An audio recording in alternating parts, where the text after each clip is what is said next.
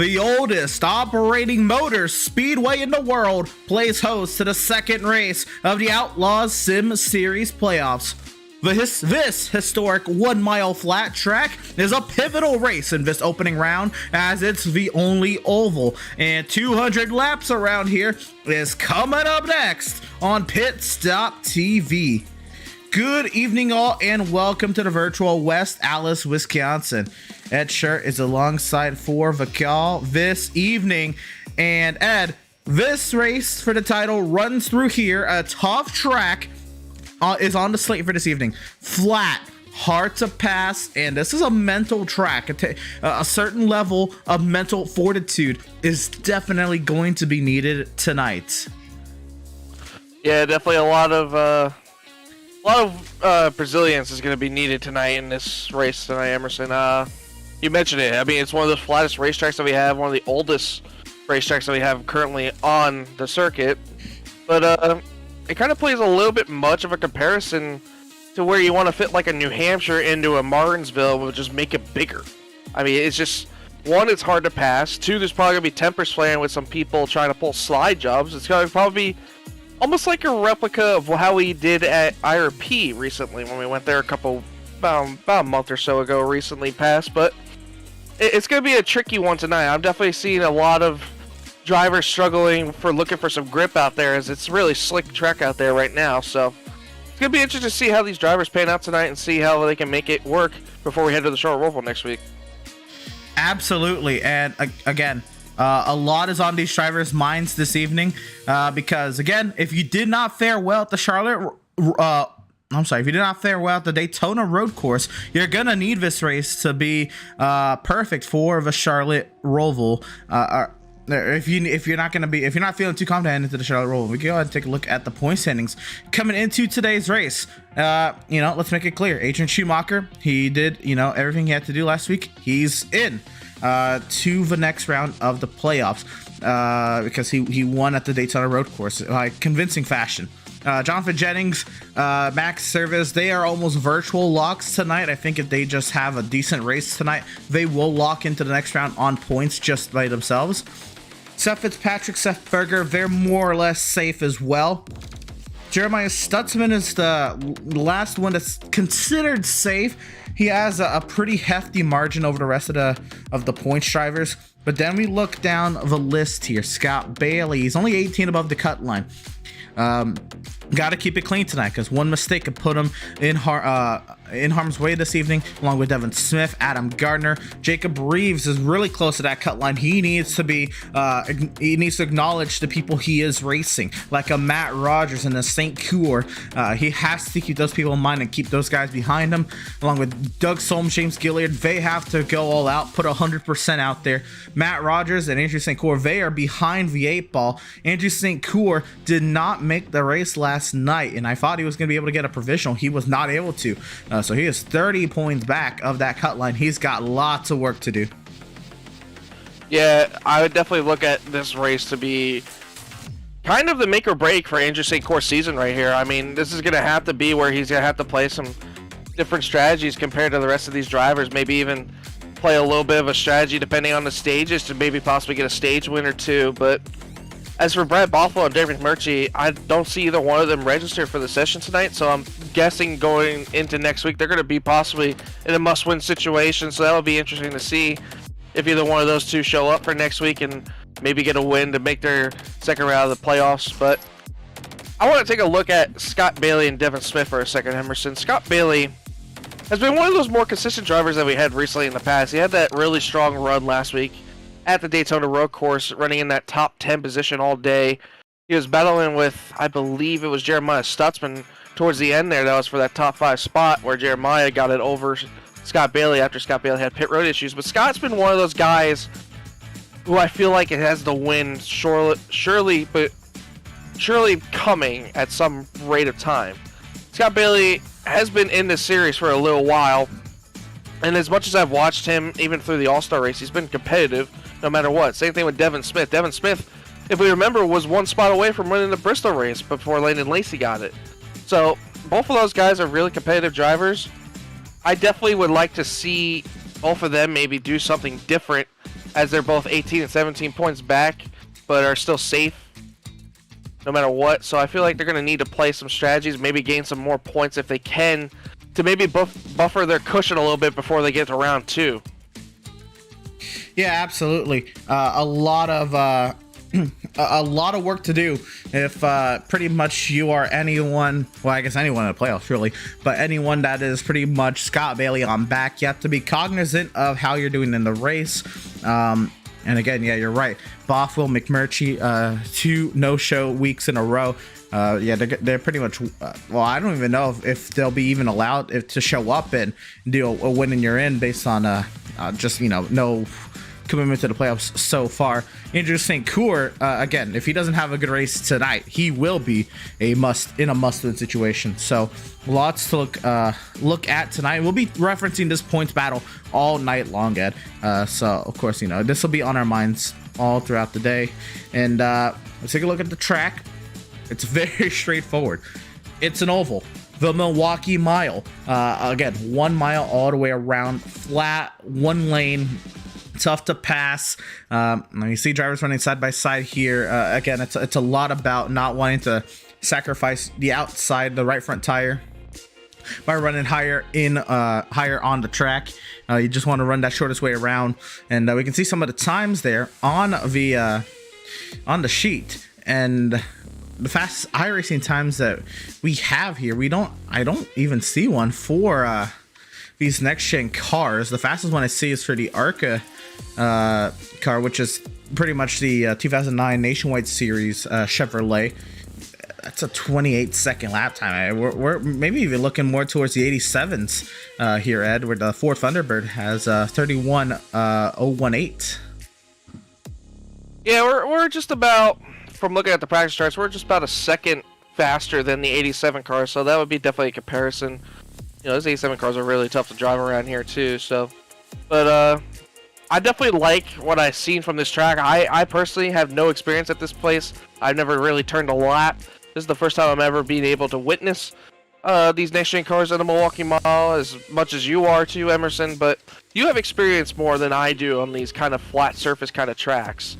You know, I kind of want to say we can give IRP kind of a comparison. I mean, you mentioned earlier to me New Hampshire can also be a comparison, but the biggest thing that those tracks.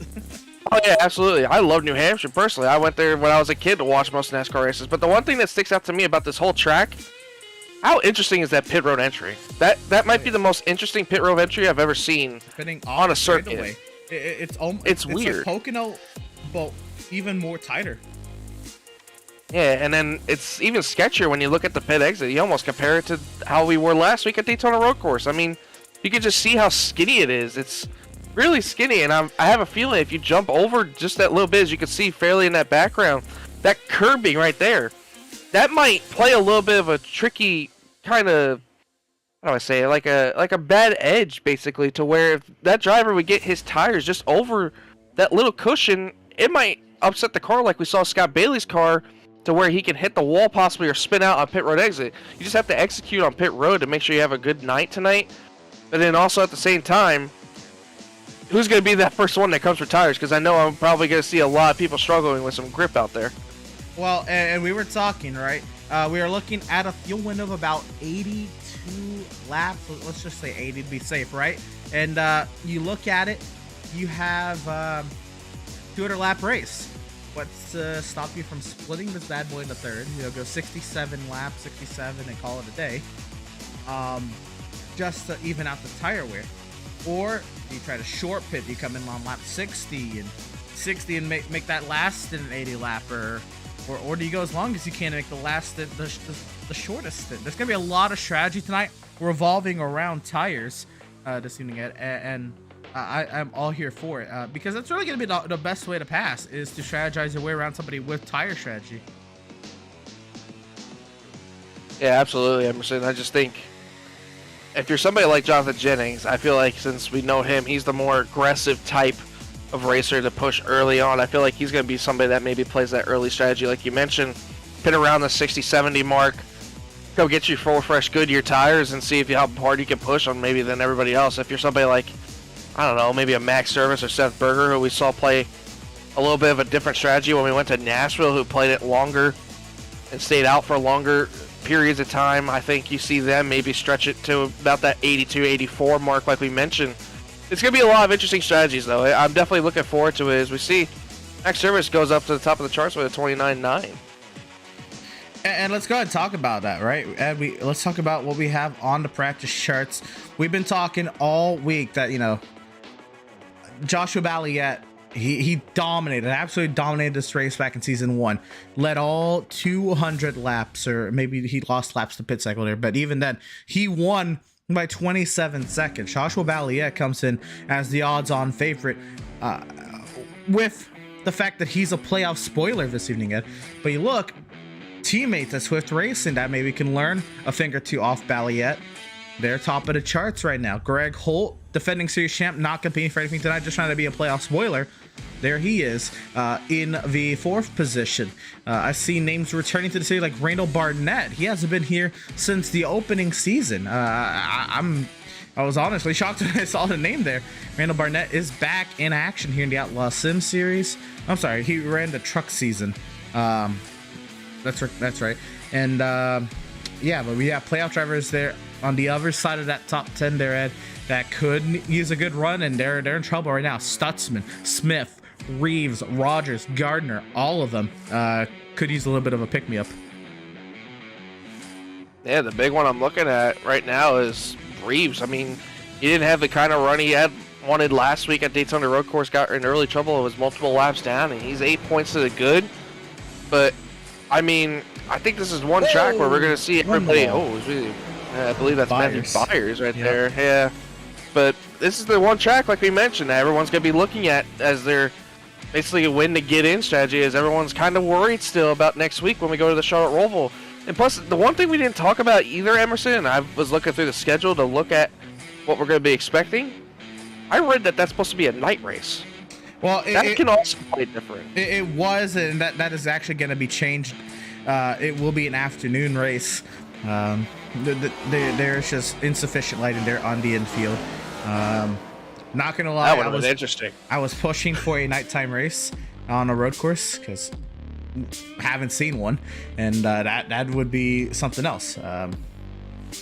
But yeah, no nighttime road race this season. The Roval will be in the afternoon, but again, the Roval is one of the most technical tracks on the schedule, and that is, of course, it's not even a purpose-built road course. Well, I guess the infield is, but it's an oval first and foremost. Yeah, absolutely. As we're looking at Seth Berger on track right now in turns 1 and 2. And as he's getting loose and hits the outside wall there, and now goes in the inside wall. But that's one thing I've been watching these drivers struggling with a lot. How much speed you're carrying in on entry. It just looks like the back ends for a lot of these cars, and drivers just does not want to be in the track. These guys are struggling big time on entry. Oh my goodness! Also on exit, as I see right there. As I mentioned, these drivers struggling on exit too. So I had cut to Seth Fitzpatrick, and he is getting hit up into the air. My goodness. But while we're here, we got a couple minutes left here in practice. Is there anybody that catches your eye you want to grab a word with here quickly? I was hoping to get a word with Andrew St. Cour, but I don't see him in the chat. Why don't we talk to the guy that's on the top of the charts right now, Max Service, and see what he's got in mind. Bring on up the 81 of Max Service. He headed your way, Ed. Max, is the boys in the booth? You got a copy, Max?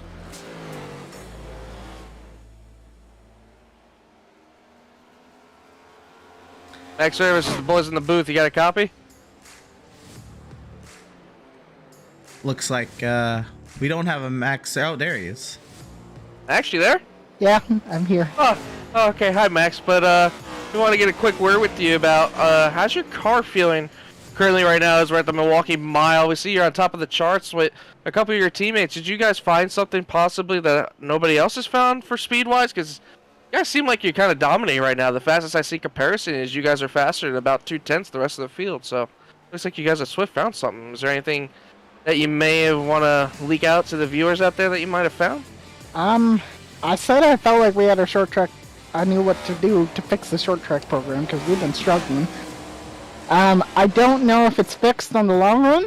That's gonna be to be determined. I'm not quite sure we have what it takes to be as good as we need to be on the long run, but we got the short run pace really, really good here. But just making sure we can hit the throttle and starting there with the setup instead of making it turn through the center. Because quite honestly, it doesn't really turn as much as I want it to through the center of the corner. But we've made some revisions and we're a little quicker because of it. Now, Max, you do have that 62-point cushion right now over the cut line to make it into the next round. And I think me and Emerson can clearly say that you and Jonathan Jennings, if you do well in the first two stages, I think you should be automatically clinched into that second round. But is there any pressure you feel like for you or maybe possibly your teammate Seth Berger to make this race count possibly as a win to lock yourselves into the second round? Or is this basically just to play it safe and make it past the Charlotte Roval and make sure we're in the second round no matter what? To be honest, we're going for wins now, or at least I am. I don't know about Seth. But 62 points is a lot of points, so... And I don't think we're going to give those up. And quite honestly, I don't know if there's enough people here, probably at the Roval, to give those up. So, if I can win today, that'd be great. Well, Max, we'll see if you have the pace to be able to win tonight. It looks like from the practice charts, you guys definitely have some good pace out there. So we'll see what happens as qualifying's starting to get underway. We'll see how you got tonight, and hopefully we'll be talking to you later. Hopefully, but we will find out.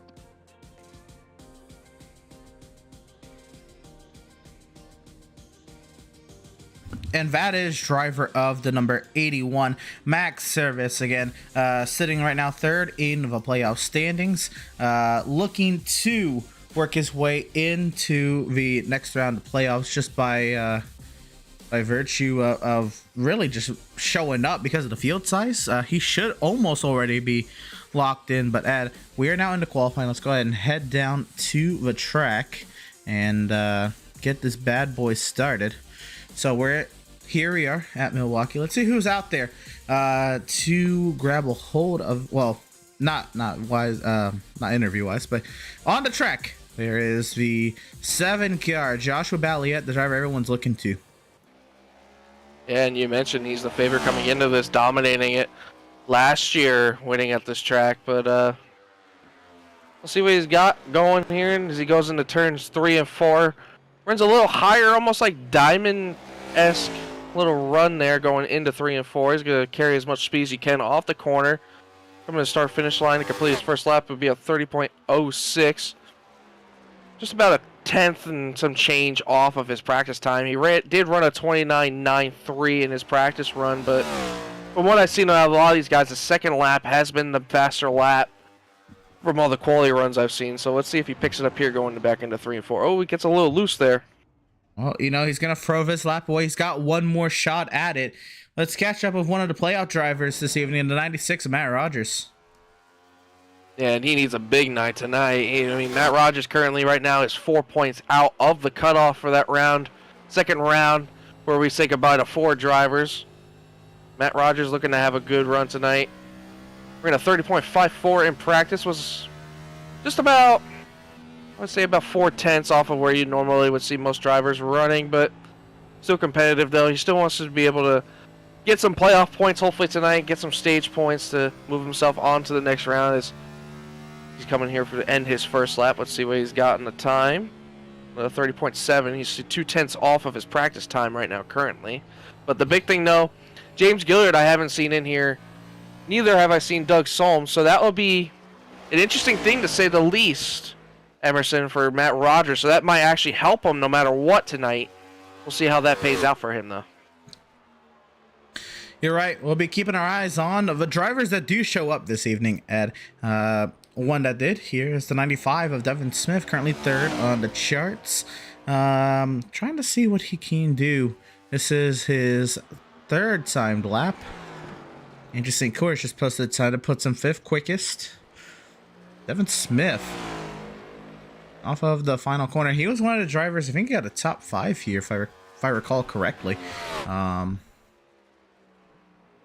the Xfinity race in season 1, he'll stay 3rd quickest, and we'll pick up one of those drivers that are that could use a little bit of help here. The 11 of Scott Bailey. Here he is. And Scott Bailey had a good top 10 run last week at Daytona. Let's see what he does here going out for, I believe this is his third lap now. Previously he ran a 4.90. See if he can pick up a little bit on his third lap. Driving in a little bit more harder right there in a 3 and 4, as I've noticed a lot of other drivers. It's going to be a lot of heavy braking, I feel like, tonight, Emerson, with these cars. But absolutely. It's going to be interesting to see who's going to overstep the boundary a little bit. Maybe try something different than we haven't seen, as we see Bailey goes a little bit slower there. He goes about to a 30.6, which is 0.2 slower than his fastest lap. So he'll stay P6 for now. There he is with the Berg-Yarts Chevrolet Camaro. Seth Berger, Berger Nation, go ahead and rise up. And if you're not already, go ahead and check out the Berg-Yarts social media links. It is now a new season of Berg-Yarts items out on sale, and you can go ahead and check him out. He's mainly posted them to his Instagram, but of course has a Facebook, a TikTok, a Twitter, all that good stuff. You can see that trailer on their YouTube channel, their Berg-Yarts, and believe there's a giveaway happening this week as well. So if you want to get in on that, check out the Berg-Yarts social media links. Yeah, Berger I know puts you the and second me, quickest. You and me have both noticed Seth with his merchandise and how fantastic work he does with all of his merch no matter what. But this is going to be interesting to see. I mean, these are where the Swift Racing guys, we're going to see who's the best one out of all of them right now in this qualifying lap. It is tight between those three. Oh, yeah. You look at the time comparisons. I mean, Max has just went to second, and he was about 9/1000 of a second. Now Seth goes to the top with a 29.9. Charts. And that's a big improvement from when he ran in practice. So that's a great Huge. lap from Seth. He broke into the 29s. Oh, but now Max has got him back. Max!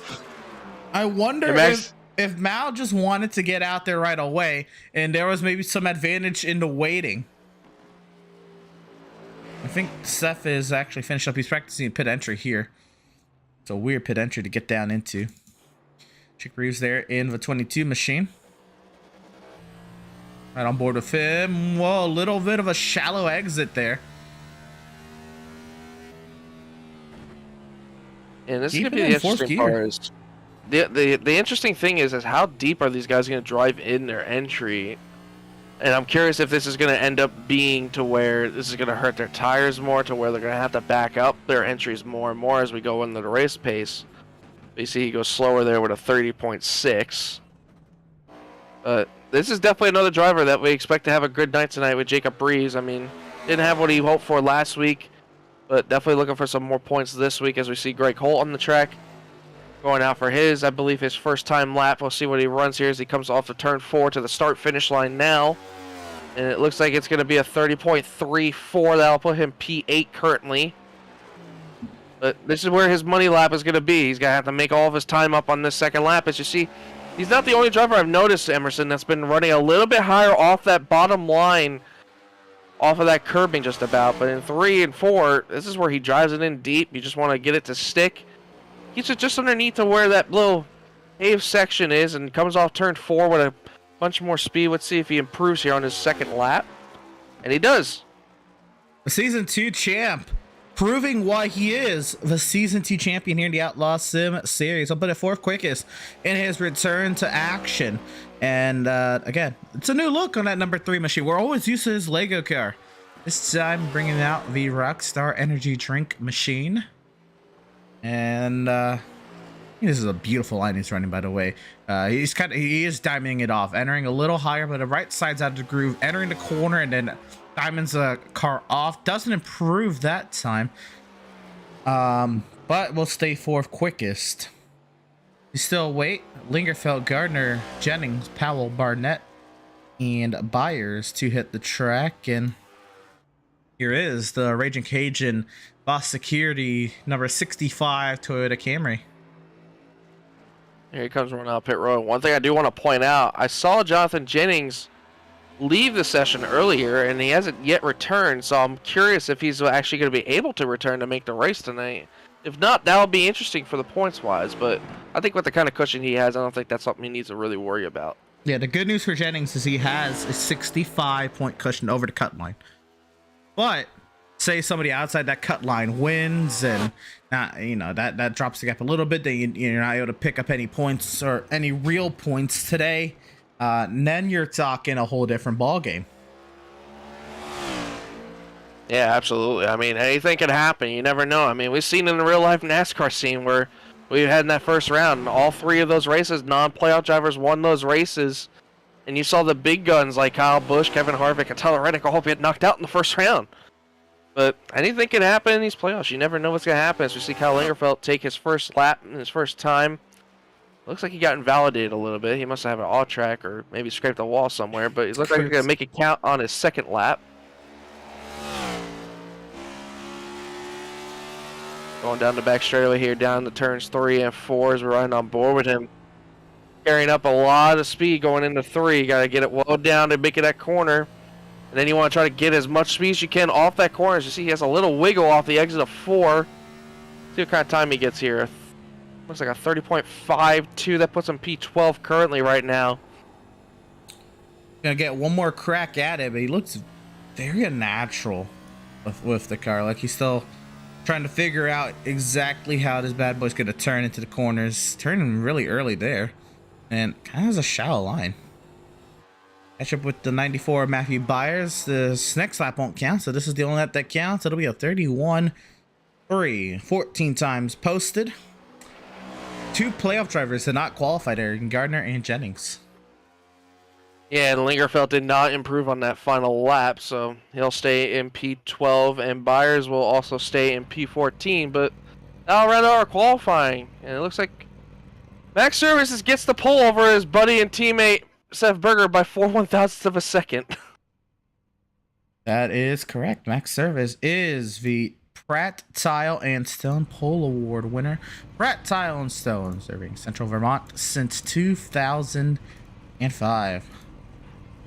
Time to go through our starting lineup this evening, presented by Whiplash Media Sim Cams. It is the Swift Racing duo in Max Service and Seth Berger on the front row, with non-playoff Swift Racing driver Joshua Balliet starting in 3rd. He's got Season 2 champ Greg Holt starting in 4th, and Season 2 champ starting behind Season 1 champ Seth Berger there as well. Row 3 will find the 2 of Seth Fitzpatrick, the 12 of Andrew St. Cour, in desperate need of a good run this evening. Row 4 to be the 82 of Adrian Schumacher, a Daytona winner. He's locked in, and his only goal tonight should be picking up playoff points. And the 22 of Jacob Reeves will start 8th. And in row number 5, we'll find a couple more playoff drivers in Devin Smith and Jeremiah Stutzman. Yeah, in row 6, this 11 of Scott Bailey looking for another great run after Daytona Road Course. Alongside him, the 65 of Kyle Lingerfeld. Back in row 7, the one driver who's looking to have a fantastic run tonight and gain some playoff points to get him out of the cut and make it into the round 2. Matt Rogers in the 96. Alongside him, in 14th, the 94, Matt Byers. Row number 8, Jonathan Jennings in the 91, who has not graded yet. And alongside him, the 16th, Adam Gardner, the league owner, in 56. And then row number 9, Randall Barnett in the 63. Alongside him, the 93 of Kevin Powell. Gonna round out our 18 driver grid this evening. It's a 1 mile track, so real quickly we can talk about it. Track temp 98 degrees Fahrenheit, the air temp 75 degrees Fahrenheit, and the winds 10.5 miles an hour out of the southwest. This evening's stages and stage points will be awarded to the top 10 drivers at the completion of lap 40 and the completion of lap 90. And now the field is doubled up and getting ready to go. 9 rows doubled up. The iRacing.com safety vehicle heads down into the safety of pit lane, and we're racing from the Milwaukee Mile.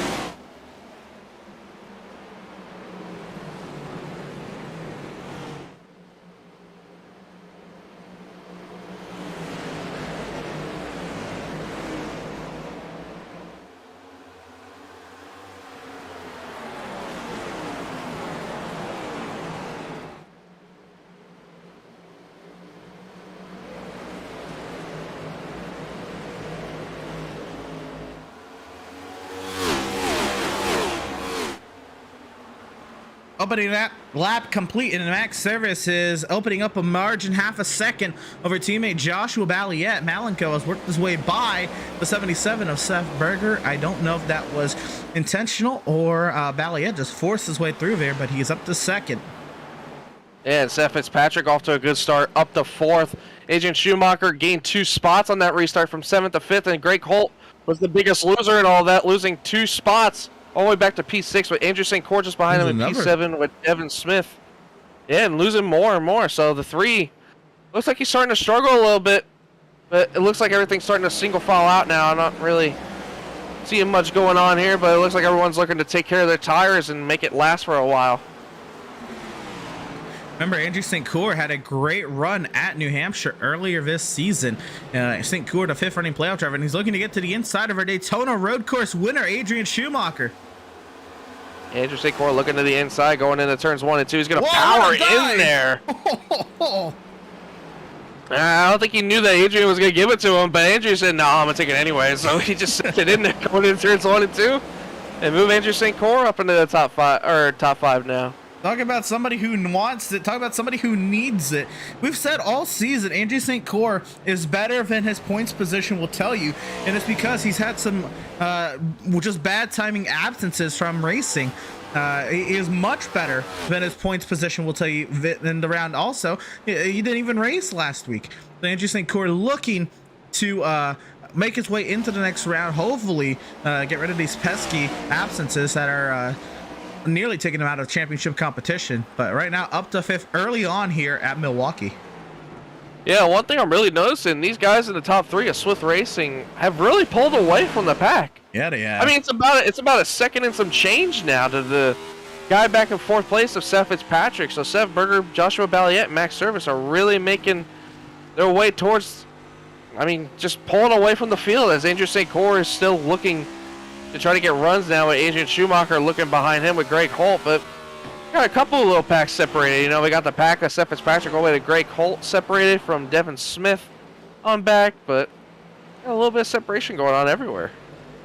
And think about it, right? We let's be real, we saw Swift Racing struggle, absolutely struggle at New Hampshire. At Phoenix they did better, but the Jennings and Powell just outdid them by miles. They've struggled on these flat tracks, and you talked to Max in the previous show, Ed, and you said, and he said that he knew what he had to do to fix this flat track program, and so far it's looking like he has proven himself right. But only lap 7, plenty of time for things to change. But at the moment, they have opened up quite the margin at the beginning of this race. Adrian Schumacher, though, in that Swift Racing stable, has not been able to experience the same success. And I guess I can only attribute that to, and A, he's, you know, not trying to ruffle any feathers. He's already locked into the next round. And or B, it's just not his forte. He even said, if you remember last weekend, he's almost scared of these curbs here. Yeah, and I didn't want to say anything, Emerson, but we had a pass for the lead. Joshua Balliet has gotten around Max Service. Max Service has actually fallen back to 3rd place. I think he had something going on in turns 3, so he just backed off and gave it to Joshua Balliet, and Seth Berger also went by him. I don't know if it was a little coordinated or not, but I mean, the guy you picked for the favorites out front, Emerson, this is not a good sight for the rest of the field. And we caught it a little late there. It looks like Max might have just let him go. I saw him make the pass going into 3 and 4. I didn't know if Max had something happen or if he just, like you said, let him go. Here in 1 and 2, Balliet just got the run. He dove it in there, and Max just kept it up there. Oh! Uh-oh! Him and Seth are not playing nice, it looks like. So Max lifted on entry to get a better run to the center of the corner, but Balliet drove it hard on entry, had a not so great run on corner exit, which Max drove towards, you know, through the center of the corner, had to check up for Balliet, and then Seth was right there ready to take advantage of it. A little bit of an intriguing battle there with the Swift Racing teammates at the front of the field. Yeah, and I'm looking a little bit further back on now. Matt Rogers got around Devin Smith for 10th, and now Devin Smith is just getting trained on the outside by everybody else. Jeremiah Stutzman's getting by, and now Kevin Powell is working his way past him. So it looks like Devin Smith is just not in the right position right now, but Matt Rogers is doing exactly what he needs to do right now. He's got himself in the top 10 for these stage points at the end of lap 40. He just needs to be able to maintain this and keep it going if he can. But further up the road, he's got Scott Bailey and Jacob Breeze, which Scott Bailey has been working. Yeah, absolutely. And Scott Bailey has been working on Jacob Reeves, trying to get this spot for the last couple of laps. I think Scott's been running a little bit more faster than Jacob, but he just hasn't been able to get around him. Very difficult. And I wasn't sure what the running was going to be like here at Milwaukee, right, Ed? I did think, though, there was going to be some downshifting just because of how long these corners are, but these drivers have elected. Oh, man, Scott Bailey trying to get some pink off that rear end there after 22. They are keeping it in fourth gear all the way around this track, and they are revving out towards the end of the straightaways. Yeah, like you mentioned, Emerson, I mean, we can adjust these setups as much as you want. I mean, these guys probably have setups that are programmed to have longer gearing ratios to basically where that fourth gear can last a while on that straightaways. Now Scott looks at the inside. I don't think he's going to be able to get there, but he might be able to get to the quarter panel going down the back straightaway here as Jacob's giving him plenty of room, and it looks like Jacob's just going to give him the spot. But help me out here, Ed. You have the chance to either, fix the gear ratio to not rev out as much on the straightaway, or shift into fifth gear, use that downshift or a little bit more, turn to the center of the corner. Why are you risking the motor like that at the end of the straightaways over and over again? I mean, they're going to rev out 400 times if this stays green. I mean, the only thing I could think of really is if people are just that kind of person that don't want to shift in the middle of the corner because, one bad shift, you can accidentally shift twice and you won't even know it, and that will end up blowing your motor faster. But maybe it's just a habit of just running around.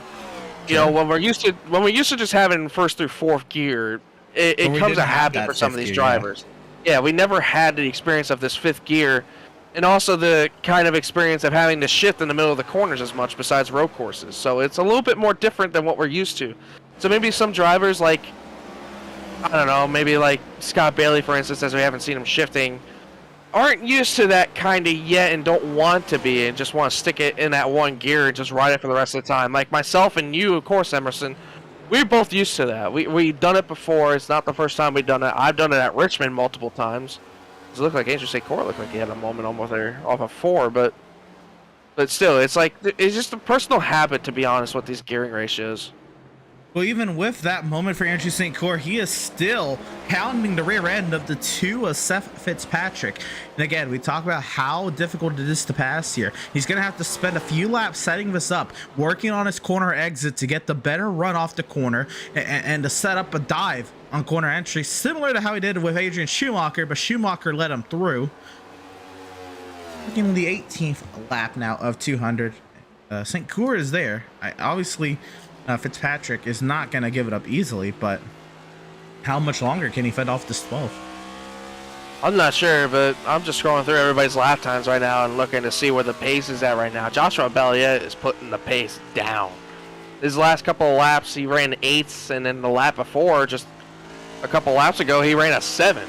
We haven't seen a 7 all day today so far, not even in practice or qualifying. So that 7's putting down some record pace, but like you said, Andrew St. Clair, I think he's waiting for that moment to where the 2 makes a mistake, but you can see it. That 12 just eats him up in the entry of the corner, but it just looks like he can't do anything with it from the center off. Just about to, that's where Seth Fitzpatrick is getting him off, getting him to the point to where he can't make any passes going. And plus Seth Fitzpatrick kind of running the preferred line to where he can't get a pass off, and that's the bottom. I haven't really seen much passing going on from that top lane up, and it hasn't really worked out much as we saw Devin Smith earlier getting trained on the outside earlier. So I don't think the outside's going to work, so I think Andrew St. Clair is just going to have to hope for a mistake from this 2, or maybe do what he's doing now and maybe get a run off the exit of the corner, that kind of diamond he just did off of turns 2, and maybe build up a run for the next corner.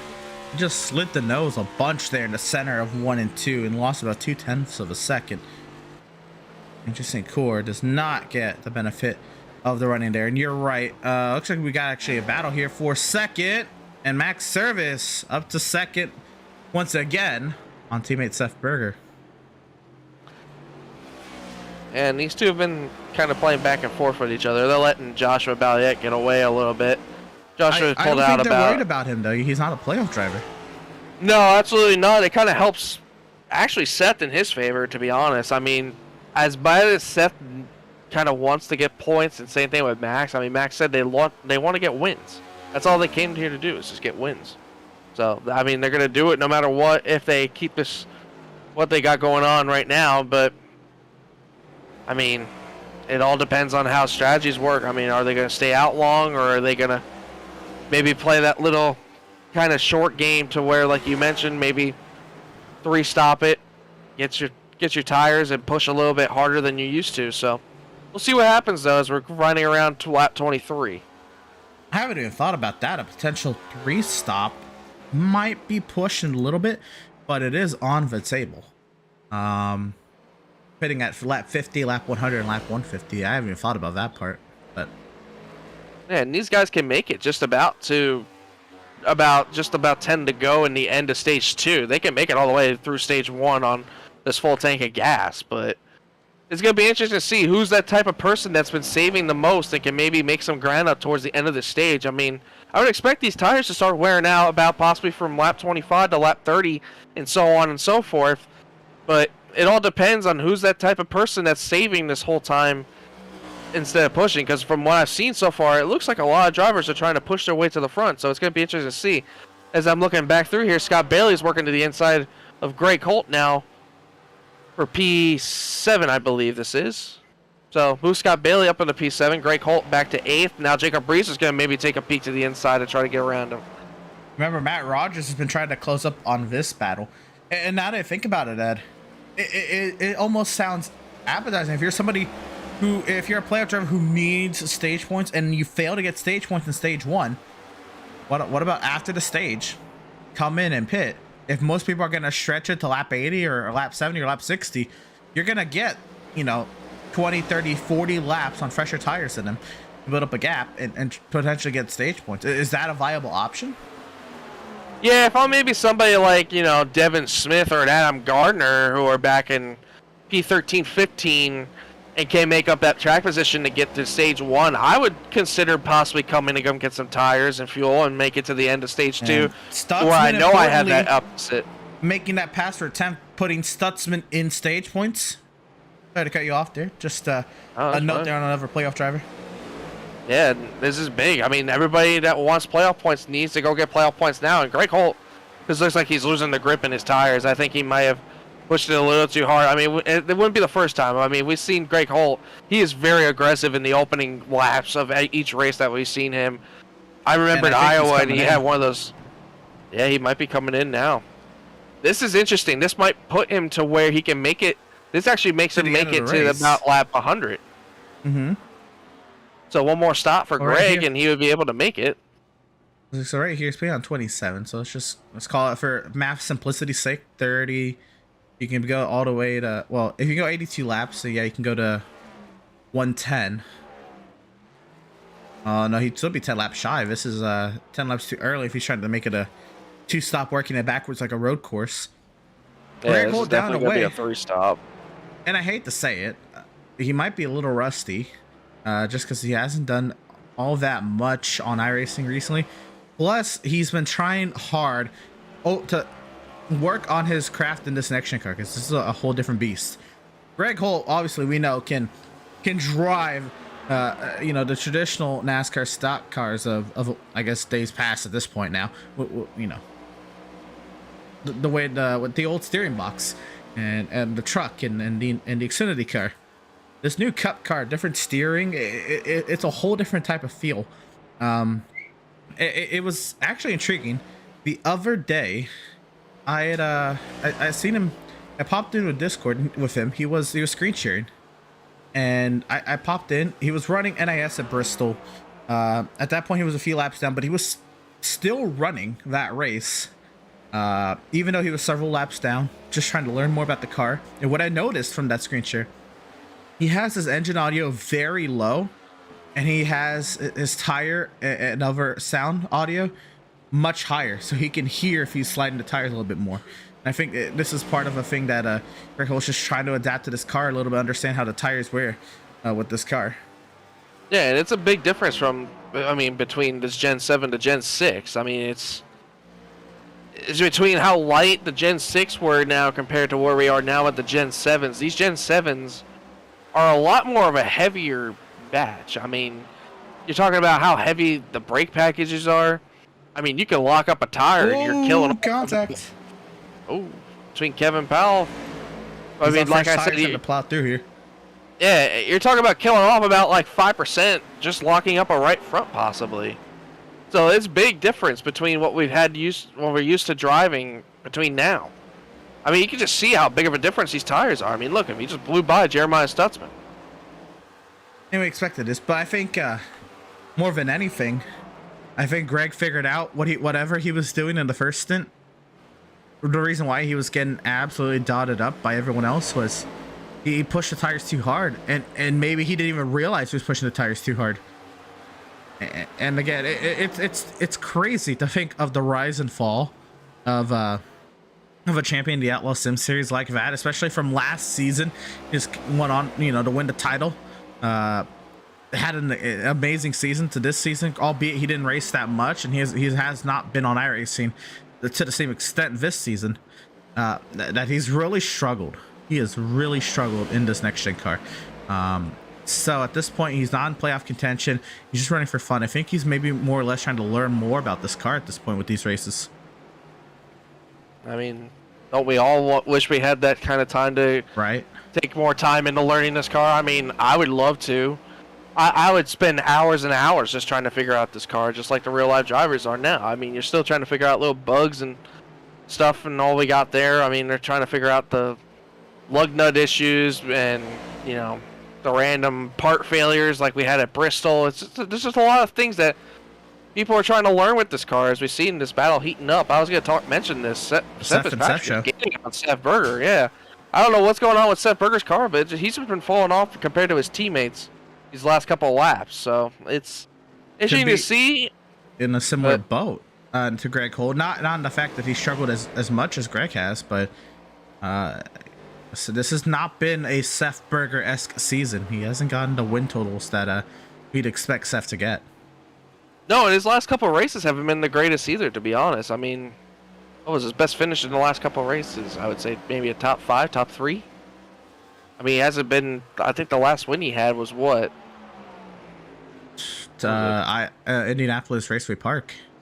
Yeah. 10 races ago at this point. He's on a little bit of a winless streak. Seth Fitzpatrick does work his way to the podium right there.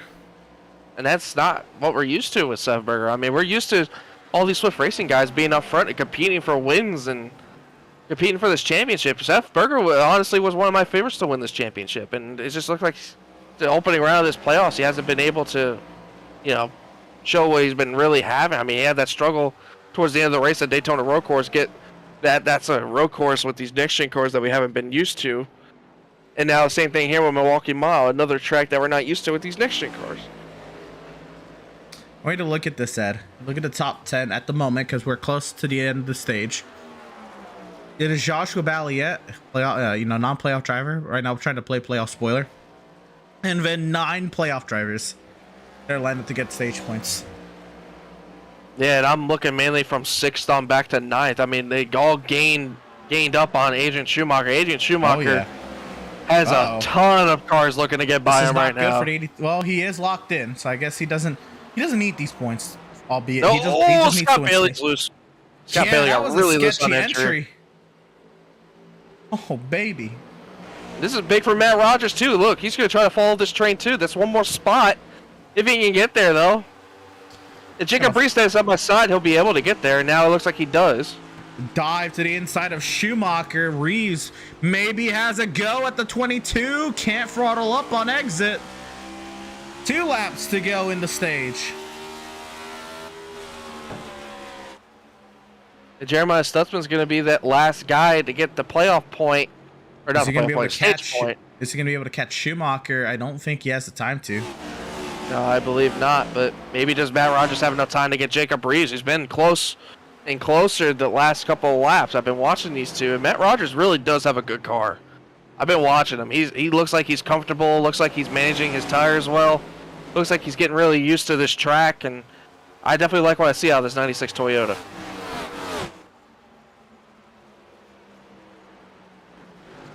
Well, it has been an absolute dominant opening stint for this 7 machine. He did not get the pole, but he quickly worked by his 2 Swift Racing teammates, and Joshua Balliet is gonna win stage 1. And I'll have to double check, but that might be his first career stage victory. And Jeremiah Stutzman has had an issue, and around goes the 71.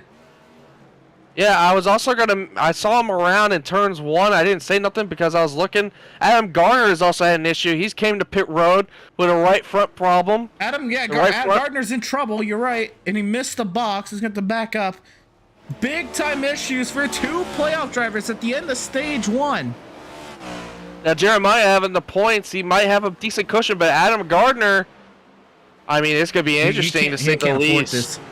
Gardner's gonna have to practice all week, and he might have to be in a must-win next week. Yeah, and he did good last week getting points at the Daytona Road Course, but he didn't get any points on stage 1. I was hoping maybe he'd play a little bit of strategy to get up there for stage 2, but this is not what I was expecting. And Jeremiah Stutzman, I don't know what happened. I just saw him. It looked like he just looped it around in turn 1 and then just looped it again. It was interesting to say the least. I didn't know what happened. Well, we have drama in Wisconsin. Let's go back and try to see what happened to the 71 machine. So here it is. He is battling the 93. This is the coming to start the final lap of stage 1. He did not get stage points, Jeremiah Stutzman. This is starting the final lap of stage number 1. He gets sideways off the corner. Oh my goodness! Big time issue there for Jeremiah Stutzman. Way up the track, then goes around, loops it back up the track.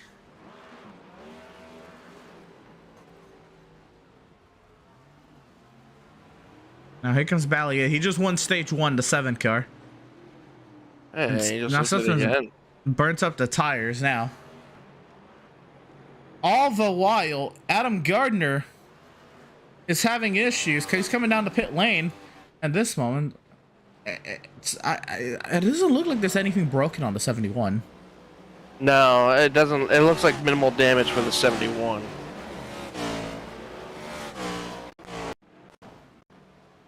Figure out what happened to Adam. That was just odd. Oh no! Adam Gardner had a similar thing. We caught it a little late there, but Adam Gardner had a very similar incident to Jeremiah Stutzman. We'll catch it here.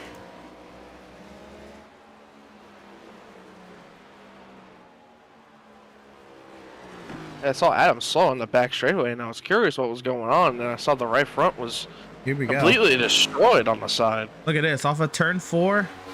It's sideways, overcorrects into the outside wall, down the track, and then this one is the kicker. Bam! Oh, yeah. Oh, what a hit.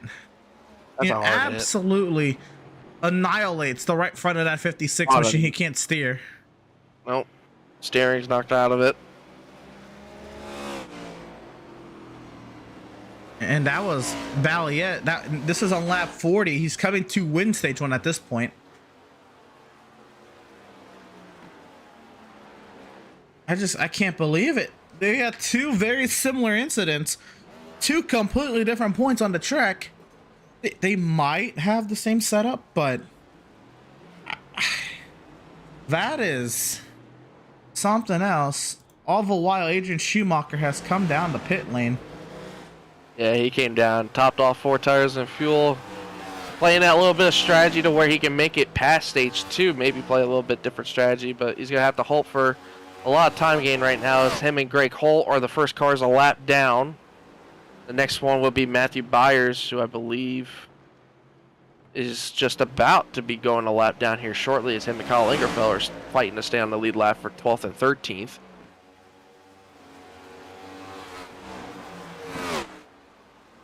Well, I was gonna go on a little bit of a little read here on Balliet, and I'll have to double check.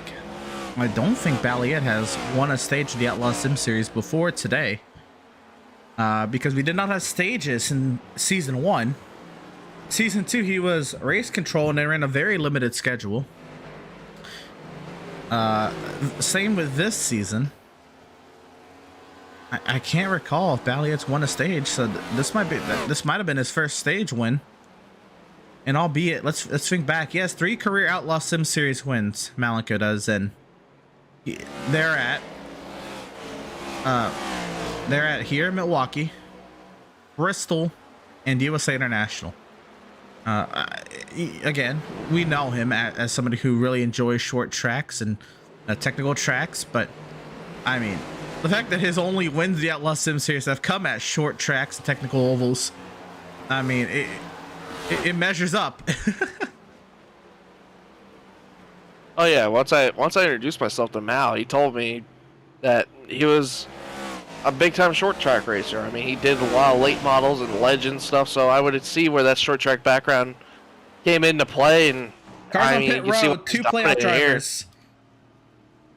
Yeah, and then all that, Seth Fitzpatrick got around Max Service for second. Fitzpatrick has been on it. You're right. Yeah, I think he's doing like I mentioned earlier. Oh, Scott Bailey missed his Scott box. Bailey missed his box. Oh boy, that's gonna hurt him. No.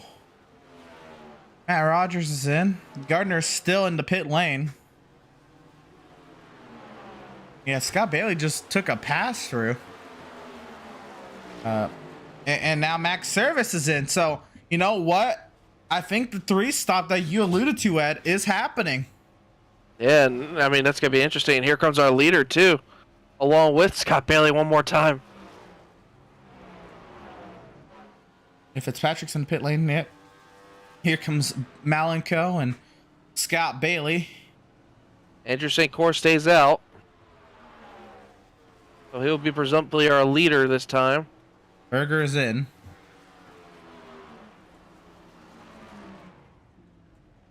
Oh, and he misses the box.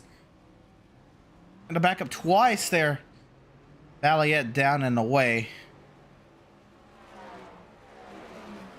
Now, I'm really interested with Andrew St. Cyr's strategy because, I mean, you and me both looked at him as needing a lot of points to make it into that next round. Now, I'm curious, how long is he going to play this game unless he thinks he can make it all the way to the end? I mean, he hasn't stopped. I really highly doubt you can make it 90 laps on a there's day. no way. I think maybe he's playing the caution game. Hopefully he gets a yellow in his favor.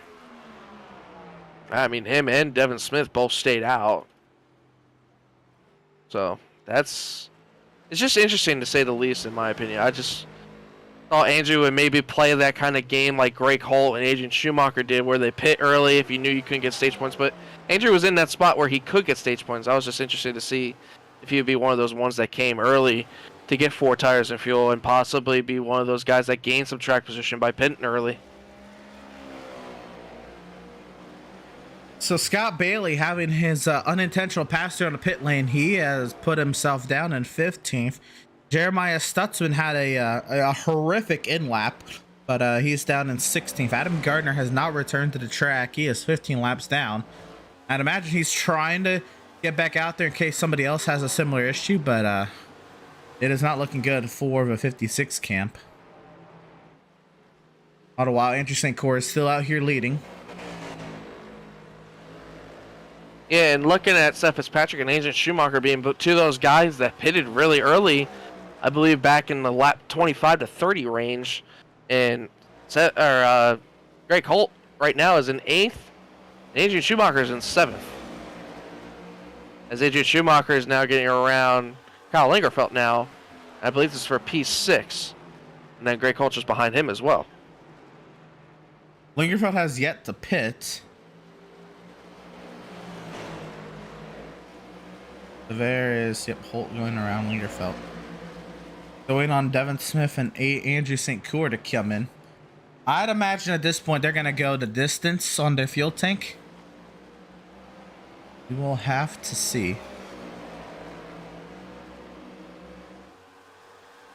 We're going to go ahead and step aside. We'll be right back with coverage here from Milwaukee. We're actually not going to go anywhere. We're going to go Pit Stop TV side by side. Have you found yourself trying to hide your joy because you're unhappy with your teeth? Your smile is the first feature noticed in an interview, on a date, or in family photos. We want you to be able to shine bright as your best self, and our teeth whitening system is the perfect step toward restoring your confidence.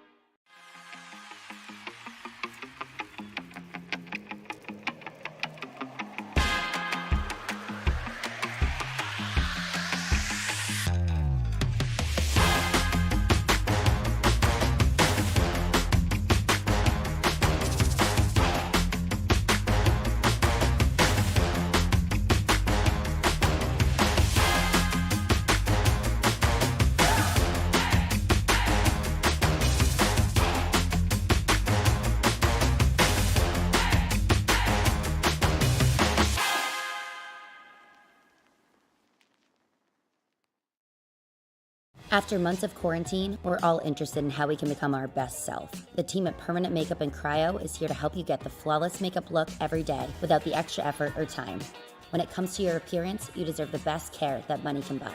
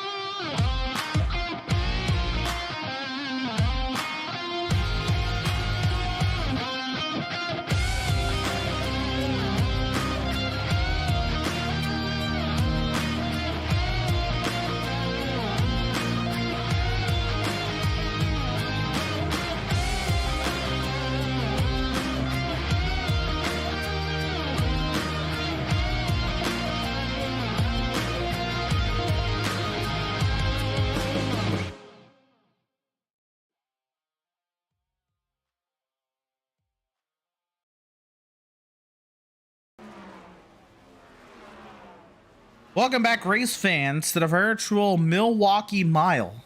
And something just happened there in the side-by-side.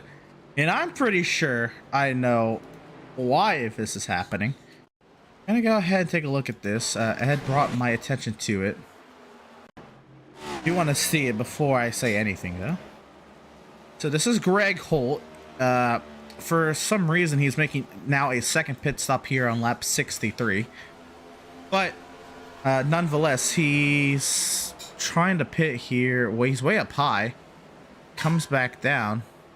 Hey, my question is, why is he so slow? Like, he's really, really slow off the exit of the corner, and that's where people are starting to race, too. Mind. So I was going to say one thing, but I will keep that to myself, because that is not what, anywhere near what was happening. Oh, yeah, like, he was pitting, but I think he was thinking pit row is way sooner than he thought, even though he was used to it already. I was just curious on why he was going he so turns slow. into the corner. I guess his setup might not be right, because he's just straight up missed the corner. And then, yeah, Lingerfeld comes up in front of Stutzman because Lingerfeld's taking avoiding action. Yeah. I don't know about that one. That's interesting. Yeah, I'm not entirely sure there. Glad I took a look at it before I said anything. But yeah, that was... I don't know. It's interesting to say the least. Joshua Balliet has straight up passed NJ St. Cure for position. I'd imagine now Max just got around him. Max in by his stepdad there for second position. Seth Fitzpatrick coming up as well. I'd imagine we still have yet to see Devin Smith, Kyle Lingerfeld, and Matt Byers hit the pit lane. So we're still waiting those stops. I'm still really confused on this Andrew St. Core strategy. I'm really mind-boggled that he would try this, because he was in a good position to get points, and it's just, I don't know, maybe if he's thinking just make it on one more stop to make it to the end. Oh, here it comes. Oh, he's making the even 3 stop here, Ed. Yeah, that's literally what just came to my mind. I'm like, there's no way he really wants to lose all this track position. Take 200 divided by 3, and what number do you get? I don't know, I'm not really good at math anymore. 67. I suck at math still. The answer was on your screen. Oh! Well, yeah, see how much I'm good at math and pay attention? I said that because this is lap 67, and he's trying to. So what he's doing, everybody who came on lap 50 is cutting a pit stop, or I'm sorry, they're running a 3-stop strategy. Well, we already know you have the fuel to make it on 2 stops, but that's inefficient to go all the way to lap 82 and run it dry. Why not take the 200 lap race, split it into thirds, which is what Andrew St. Cour has done, which is what Devin Smith is now doing. We are waiting to see if Lingerfelt and Matt Byers will do the same. Intriguing here. Yeah, this makes sense now that they, now it's playing out. I guess that's all we have to do was wait for them to come in. Yeah, I mean, Andrew St. Course fell all the way back to 13, but he's going to have the freshest tires out of everybody on this racetrack right now. He's going to have by about 20 laps fresher tires. And you know what, Ed? That might propel him into stage points. We still have to have the 65 and the 94 to pit. Yeah, the 65 and the 94 are a lap down, but, I mean, the first car a lap down is Lingerfelt, and he's in 9th. And plus, also, Joshua Balliet is close to lapping Jacob Breeze in 8th, so that would make another car a lap down. Actually, no, he's closer to 3 more cars to make a lap down, but I don't know how much of ground can Andrew St. Cour make up in that time. Yeah, I'm not entirely sure.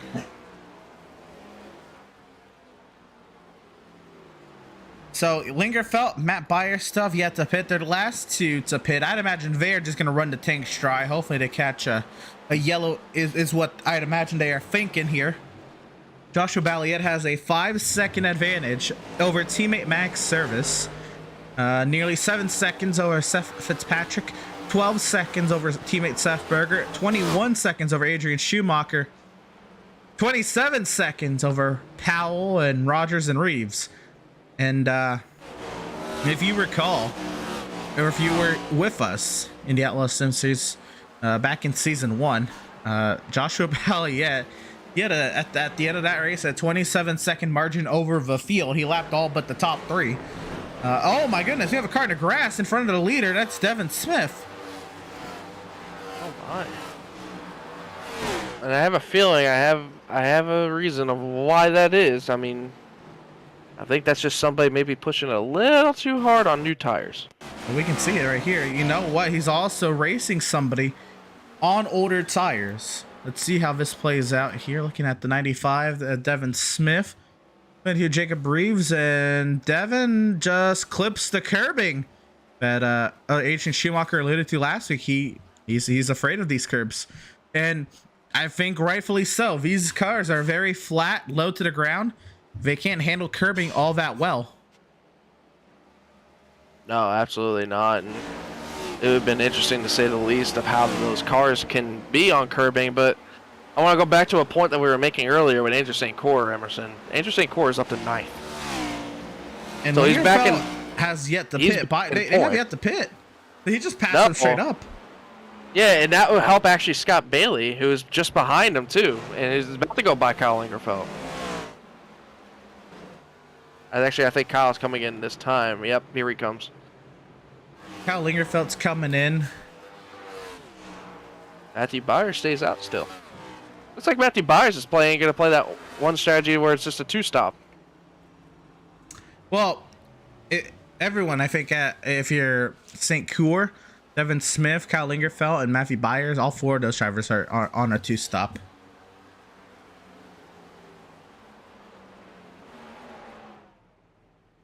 The biggest thing is, can Joshua Balliet lap both Jacob Reeves, Matt Rogers, maybe even Kevin Powell? I don't know if he'll get Kevin, but before the end of the stage, because that would beneficially help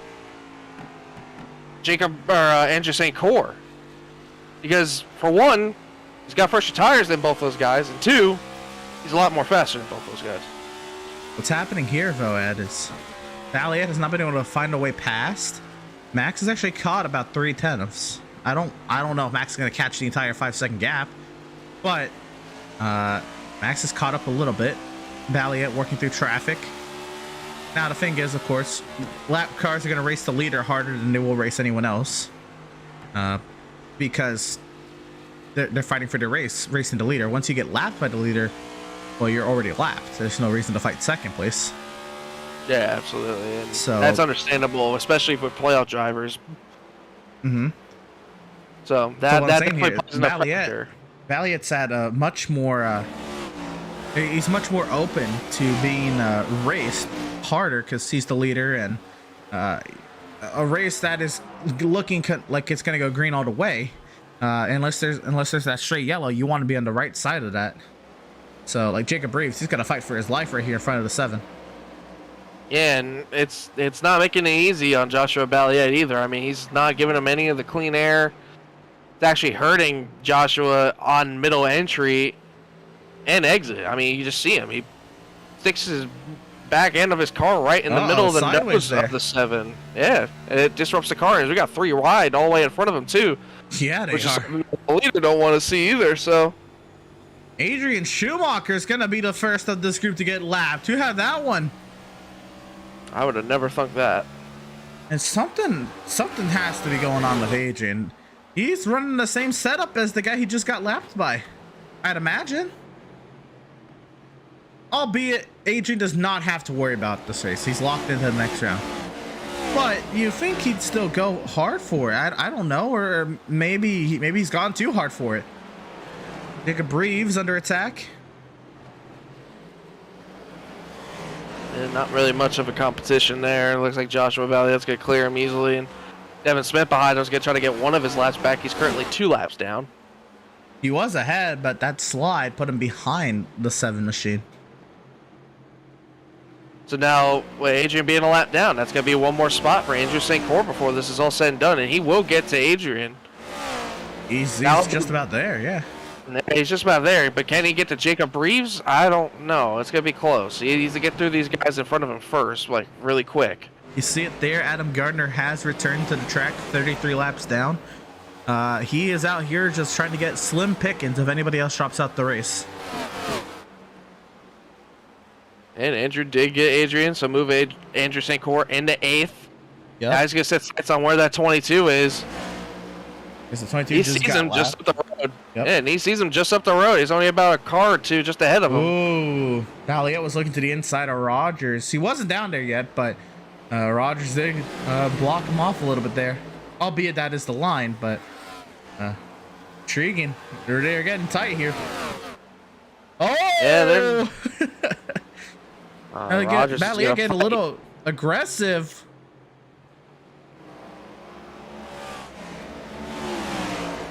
And, you know, for what it's worth, the 96 should be thinking, oh, look at this. He's running the tight. Yeah, he's pinching him and not giving him any room. You know the kind of driver Malenko is. Matt Rogers has a lot more to lose than the 7 of Joshua Balliet. Oh, he's really, really blocking. Oh! Oh! Oh, he's getting there. Oh, it's getting feisty. I don't know. If I'm a playoff driver, I'm not going to mess with a driver who has nothing to lose. No, I don't really think Joshua Balliet's going to get to Kevin Powell either, so this will just put Matt Rogers on the free pass, and he just needs to set in line and just pull away from Jacob Reeves, if anything. Well, that's if there is going to be a yellow, you know. I don't know how likely we are to get one of those. We almost, I guess, had one right there. Yeah, we almost did. I think Matt Rogers got the memo. Message delivered. 7 to 96. Man. And a little feisty. It's hard to pass here. You want to block the leader. The leader's a non-playoff driver who's got nothing to lose. That's a risky game. Now this is big too. Look at Matt Rogers and Jacob Reeves. Andrew St. Cyr caught both of these guys after all that. And again, stage points are up for grabs very soon. Seth Fitzpatrick closing the gap on Max Service for 2nd. We'll keep tabs on that. Oh, blocking. Michael 3 wide. St. Cyr into the back of the 22. Oh my goodness. This is good stuff at a single lane track. So much aggression out of these playoff guys. I love it. St. Coeur puts his nose down there, and now Rogers. He was going to self-clear no matter what. You see that? He was getting ready to self-clear no matter what. He didn't care if he was or wasn't clear. Rogers has now gone from 6th to 8th. Taking a look at this battle for second as Fitzpatrick's there. Oh, he is all over the rear end there. Must be a fan of Taylor Swift. To the inside.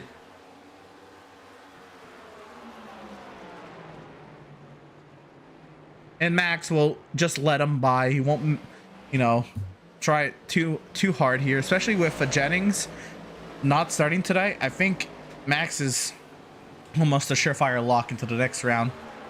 Yeah, especially with these with these points he's going to get the stage. I'm pretty sure we can clinch the 81 into the next round. It'd be, I mean, I haven't done the math, so I can't say that, you know, officially or mathematically, but just on pure perception alone, I definitely would say the 81's into the next round. Oh my goodness, the 12 just self-cleared in front of the 22, and the 22 gave him a shot in the middle of the corner. We're not done with this yet. Nothing repaid. Oh man, Andrew wants all these points he can get. And remember, these guys are lapped down, so their stage points will be tallied 1 lap sooner. Oh yeah, and this is the white flag for the stage. Yep. So this is their last lap. Still, though, it's a great recovery for Andrew St. Coeur. I did not think this would work in 6th place points, no matter what. That is a playoff driver who understands he's outside the cut line, and he has played the stage points game beautifully. Maybe St. Coeur doesn't have the fastest machine. Maybe he doesn't even feel like he has a 6th place machine. But St. Coeur has played the game perfectly to get himself some nice stage points. As Joshua Balliet, if he's gone from no stage wins entering today, he's now got a couple of them. 2 stage wins with the 7 of Malenko, and searching for his first win in over 2 seasons. I mean, that's just unreal to think of. I mean, he's had such great pace at some of these tracks that we've been to recently. Let's be real, you know, he did spend 1 season on the race control booth. Yeah, you're right. But still, when you put it like that, it's hard to believe.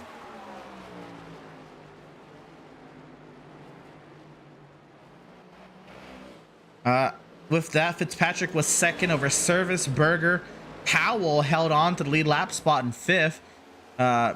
Something would be intriguing. You know how Jonathan Jennings is on these short tracks, or these flat tracks, or these technical ovals. Can't believe he did not make the start tonight, unless he just, you know, something came up. If something did, you know, wishing them the best. But crazy that Jennings was not able to show up tonight, because I think he'd be one to take the fight here to Swift Racing. Oh yeah, absolutely. Especially with how dominant he's been. Somebody's now within that 4-second threshold of Malenko. Maybe that's just center corner, but Seth Fitzpatrick, 4.2 seconds. Yeah, maybe that might have also something to do with the fact that the leader was in a lot of traffic too. Certainly, but that traffic, just, you know, on pure intuition, I don't think it's gonna race Seth Fitzpatrick as hard as a non-playoff driver leading the race. I don't know. And they've been flip-flopping the fastest lap between each one of them, so that last lap Joshua Balliet was faster by about a 1/10. They've been each picking off a 1/10 of a second off of each other, just about. So all that interstate core is still catching Joshua Balliet to get back on the lead lap, and that would be huge too, because then he can go get Kevin Powell possibly. But we still got to remember, he's still got to make one more pit stop. But he's got to make one. 7 of Balliet, more than likely, is going to make 2.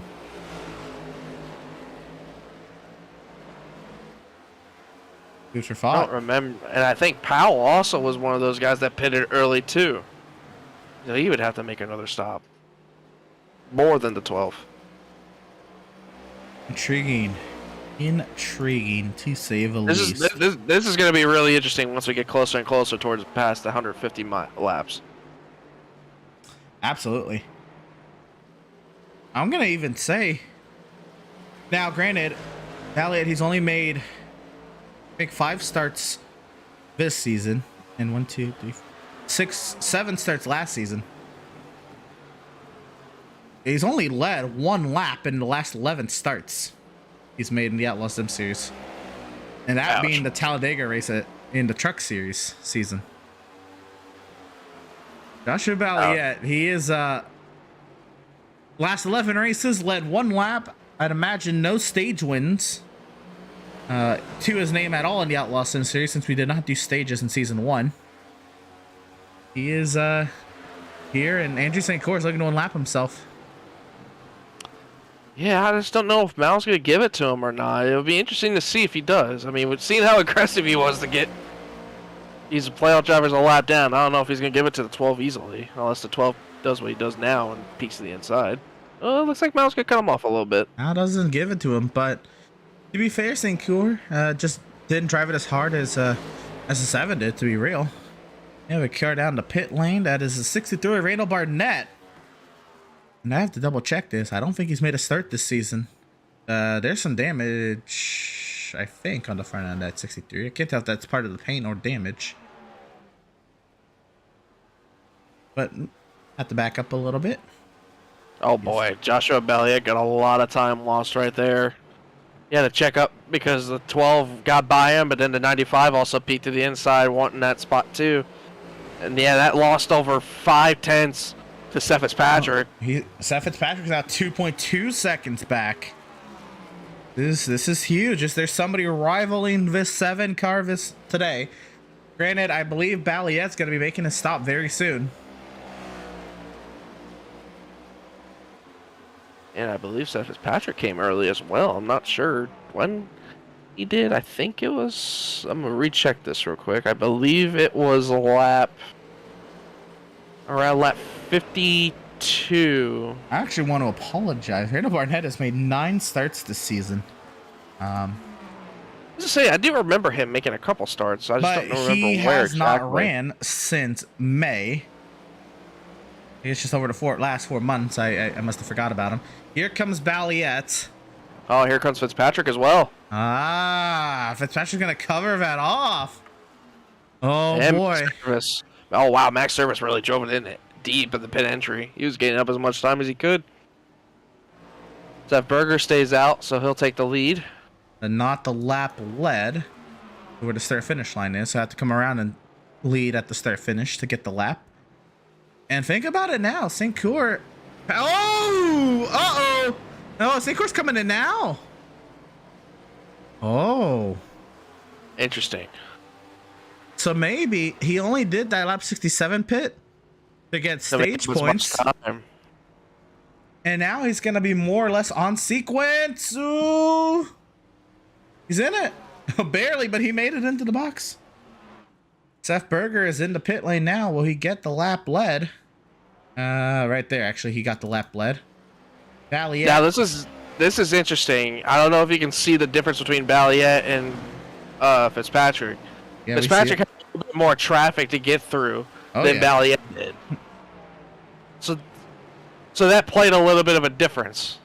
Yeah, 3.5 seconds now in Balliet's favor. And plus, Andrew St. Clair just beat off Kevin Powell off pit road.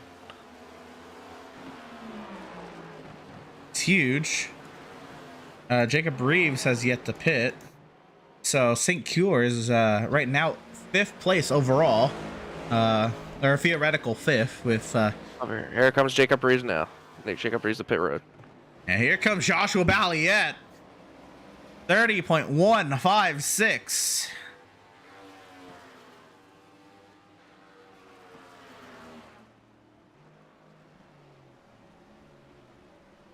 I mean, this is where Balliet was the fastest. I mean, just running record-breaking times. I mean, it was just insane the kind of times that he was putting off on the short run. And Fitzpatrick is having a lot of trouble right now getting by this lap traffic.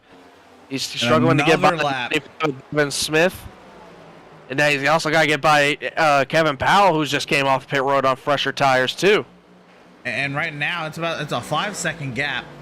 So I have to think, though, with Balliet running these fastest laps... At this point of the stint, Ed, is this where Fitzpatrick's saving his tires and maybe Balliet burns him off a little too much and why Fitzpatrick was catching him at the end of the stint? I 100% agree with you. I think I saw it earlier too in the race when people were going by Fitzpatrick, and when Fitzpatrick got around Berger and Max Service in the earlier part of this race. I think he was just really saving his tires a lot, because I was just watching him. Just looking and see how comfortable he is running that bottom line all the way around 1 and 2, and he does it down here in 3 and 4 well too. Just watch his entry into 3 and 4, how comfortable he looks running this very bottom of this seam just about. Really moves. Just looks steady. So I think he's really taking his time, not really pushing that left and right front as much as he really needs to, and just gets better tire than what Joshua Bellier gets. I think that makes a huge difference in why he takes up so much time towards the end of these runs. But my whole thing is, these guys are going to have to make at least one more stop to make it to the end. There's no way they can make it the whole way of the rest of this race. I think they're going at 150. Yeah, they would have to pit 150, 160-ish, I would have to say. I don't see how they would want to make a shorter run than that. Intriguing. 4 cars on the lead lap. Valiette, he has opened over 2 seconds now. 2.5 seconds on Fitzpatrick. Since the pit stop, he has a 6-second advantage over the 2 car right now. And we are now into the second half of the race. Stage points have all been awarded. And 20 of them, albeit he's not a playoff driver, they've gone to this 7 machine. We're going to go ahead and step aside. We'll be right back. We're actually not going to go anywhere. We're going to go Pit Stop TV side by side.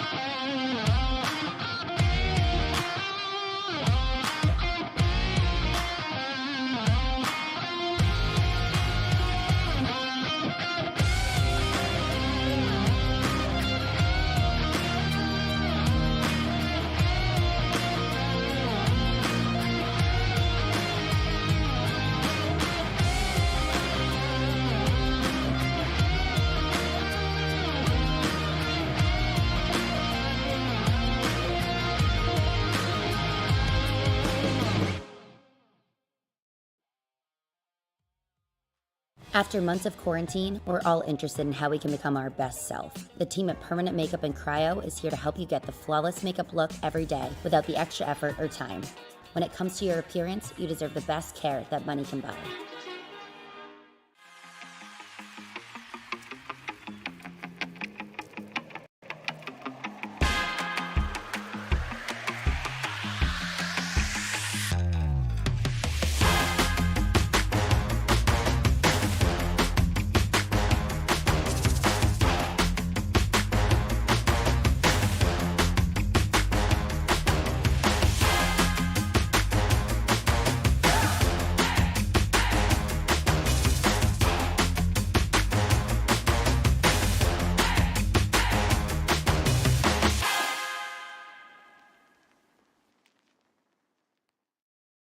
Have you found yourself trying to hide your joy because you're unhappy with your teeth? Your smile is the first feature noticed in an interview, on a date, or in family photos. We want you to be able to shine bright as your best self, and our teeth whitening system is the perfect step toward restoring your confidence.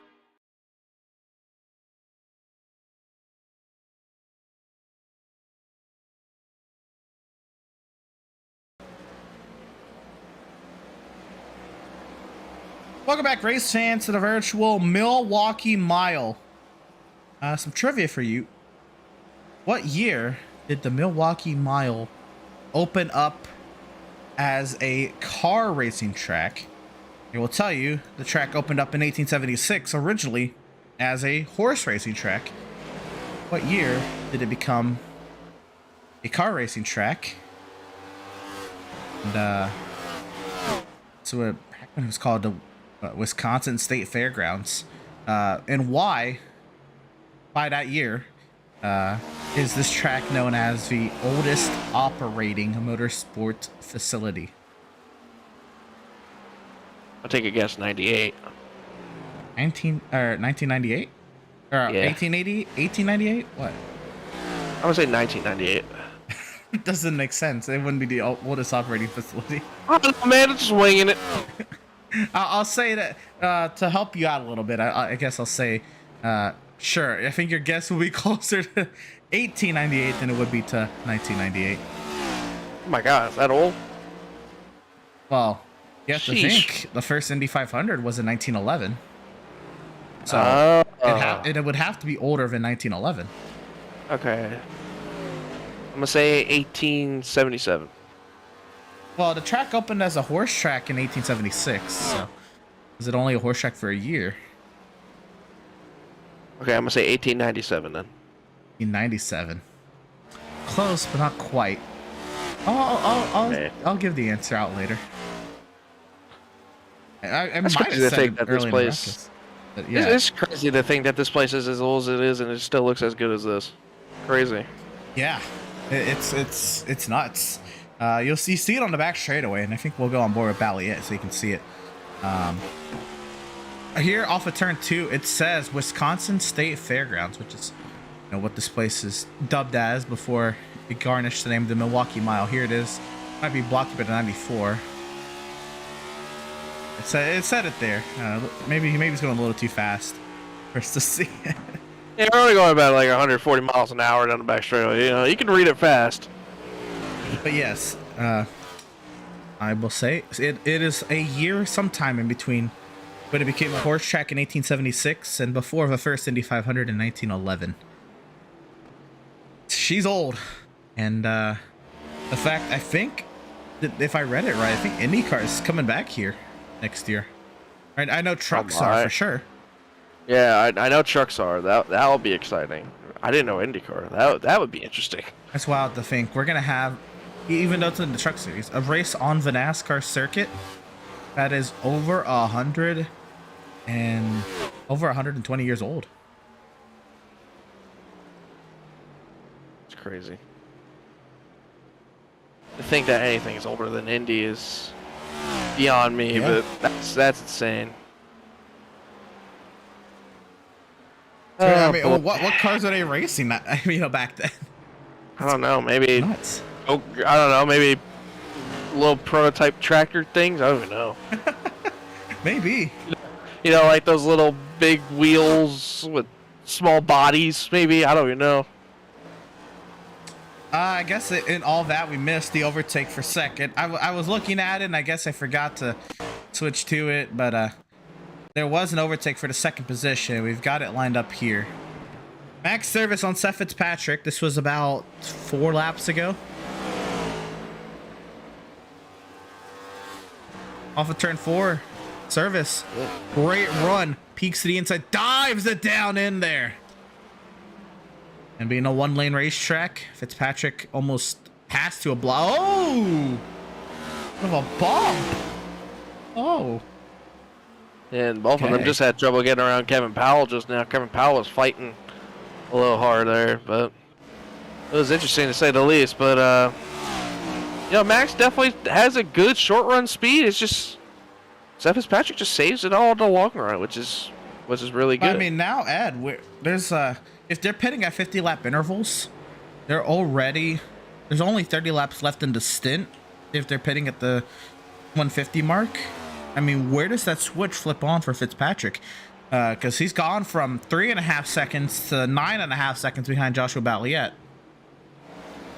If I'm Fitzpatrick, I think I have to pit sooner than I think later. I don't think I match what the leader's doing. I think I try to gain as much track position as I can and hopefully, make up some time. Because we all know Fitzpatrick has a really good long run car. It's just a short run to where, he doesn't gain anything. And that's where Mao gains everything, and so does Max. So if I'm Fitzpatrick, I'm thinking 140, maybe 145. I think you want to be a little bit sooner than both Max and Joshua Balliet, because I believe both Max and Joshua Balliet will be in, I would take a guess, around 155, 160. So it'll be interesting to say the least. I just think Fitzpatrick needs to play a little bit different off strategy than these guys. Intriguing. Consider the short pit, and you know what? That would be something, right? If you were Fitzpatrick, what would you do? Honestly, what would you do? Well, because I honestly think he needs a short pit, in my opinion, so. to be able to do anything. I guess so. He'd have to short pit and hope I build up enough of margin that by the time the tires wear out on the 7 and 81, they're not able to get past. So I mean, for what it's worth, they have already gained 3/10 on Valley yet.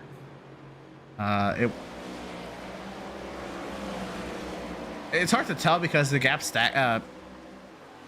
fluctuates so much because of how long the corners are. Yeah. But it's definitely stagnated a little bit though. It's sat at 9.6 seconds. They just need to gain a lot more time if they were to. I think Seth just needs to gain a lot more time for him to be able to pull something off.